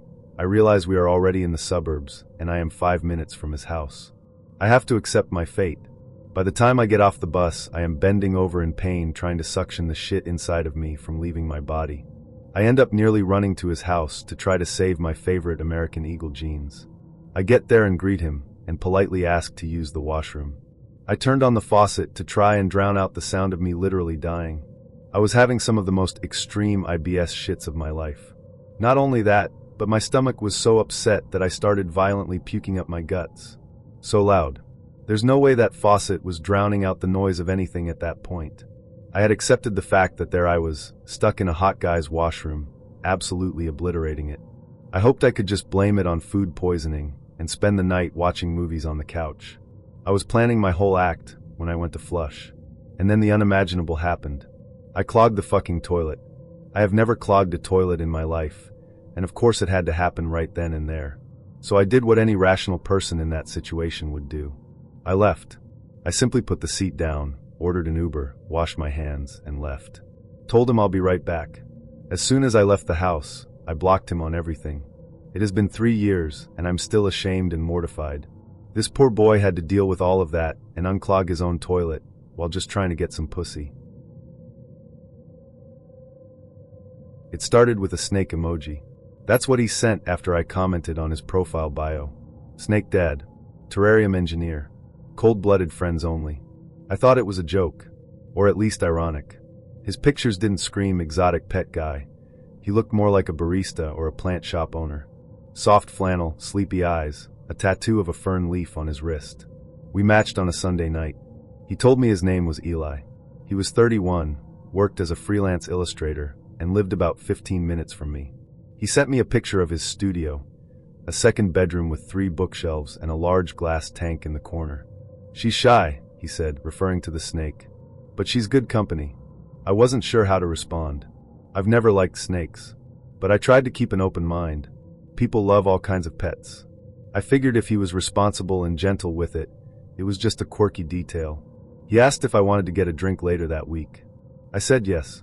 We met at a bar near my apartment, low lighting, good cocktails, quiet enough to talk. He arrived wearing a canvas jacket and a crossbody bag. Nice to finally meet you, he said. He smiled, then opened the bag. Inside was the snake. A small, pale corn snake with rust-colored markings, coiled in a clear plastic container with air holes. This is Persephone, he said, like he was introducing a friend. I laughed, thinking it was a joke. It wasn't. He placed the container on the table. She gets anxious when she's alone too long, he said. But don't worry, she's contained. The bartender did a double take. I tried to act normal. We ordered drinks. I tried to focus on the conversation. He was interesting, in a rambling, intense kind of way. Talked about Greek mythology, reptile heating lamps, and how he'd once designed an entire deck of tarot cards based on venomous animals. I nodded, sipped my drink, and tried not to look at the snake. When he asked if I wanted to feed her, I said no, thank you. He teased me, said I was emotionally distant. I laughed awkwardly. When the bill came, he insisted on paying. I said I had to head home, early morning. He asked if I wanted to see his place. Just for a minute, he said. Persephone likes new people. I declined. He didn't push, but his smile faded. Maybe next time, he said. I walked home, half smiling at the strangeness of it all. Later that night, he texted. You have a good energy. Persephone was calm around you. That's rare. I didn't respond. The next morning, he sent another. I had a dream you were holding her. She wrapped around your wrist like a bracelet. I muted the conversation. 2 days later, I came home from work to find him standing on my porch, holding the same crossbody bag. I froze. He waved. I think Persephone escaped, he said. I blinked. What? I was cleaning her tank, and she slipped out. I think she might have followed your scent. I stared at him. She's really smart, he added. They can track heat and pheromones. I took a slow breath. Eli, you can't just show up at my house. He looked confused. Hurt. I thought you'd want to help. I don't, I said firmly. You need to leave. He didn't move. I pulled out my phone. He saw and stepped back. Okay. No need to call anyone. I just thought. You thought wrong, I said. He walked away, muttering something about people being closed off. I locked the door, closed the blinds, sat on the floor, and tried to slow my heart down. That night, I texted a friend and told her everything. She told me to report him. I didn't yet. I wanted to believe it was just a weird misunderstanding, that he'd leave it alone. But the next morning, there was a note tucked under my windshield wiper. She still hasn't come home. I think she's with you. I reported it. The officer raised an eyebrow when I explained. A snake? Yes, I said. But it's not about the snake. They filed a report. The next day, I found a shed snakeskin on my doorstep. I bought a camera. Eli never came back. I don't know if Persephone ever existed.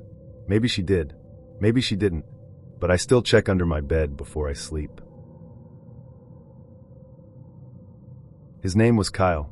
We matched on Snapchat's dating section, something I usually avoided. But that night I was bored scrolling, half watching a show in the background. His Bitmoji looked normal enough, baseball cap, hoodie, tired eyes. His profile didn't say much, just painter, music addict, looking for someone who doesn't flake. I should have taken that last part as a sign. We snapped a few times. He was always quick to open messages. He used a lot of filters, dog ears, sunglasses, voice changers. It annoyed me, but I wrote it off as harmless. He asked for selfies, and I sent a few, nothing risky. He kept complimenting me, but in a way that felt off. You look soft, like I could pick you up. You'd be easy to fold into my arms. I bet you smell like vanilla or coconut.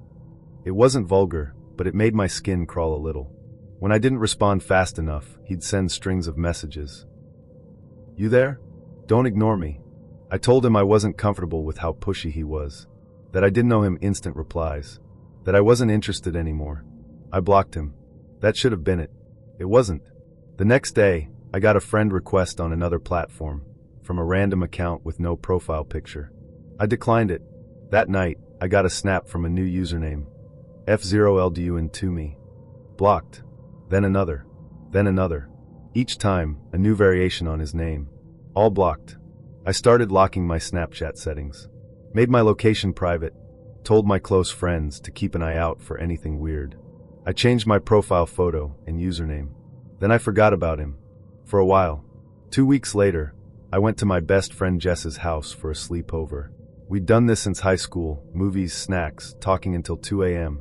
Her parents were out of town, and it was just the two of us, curled up in her basement with popcorn and face masks.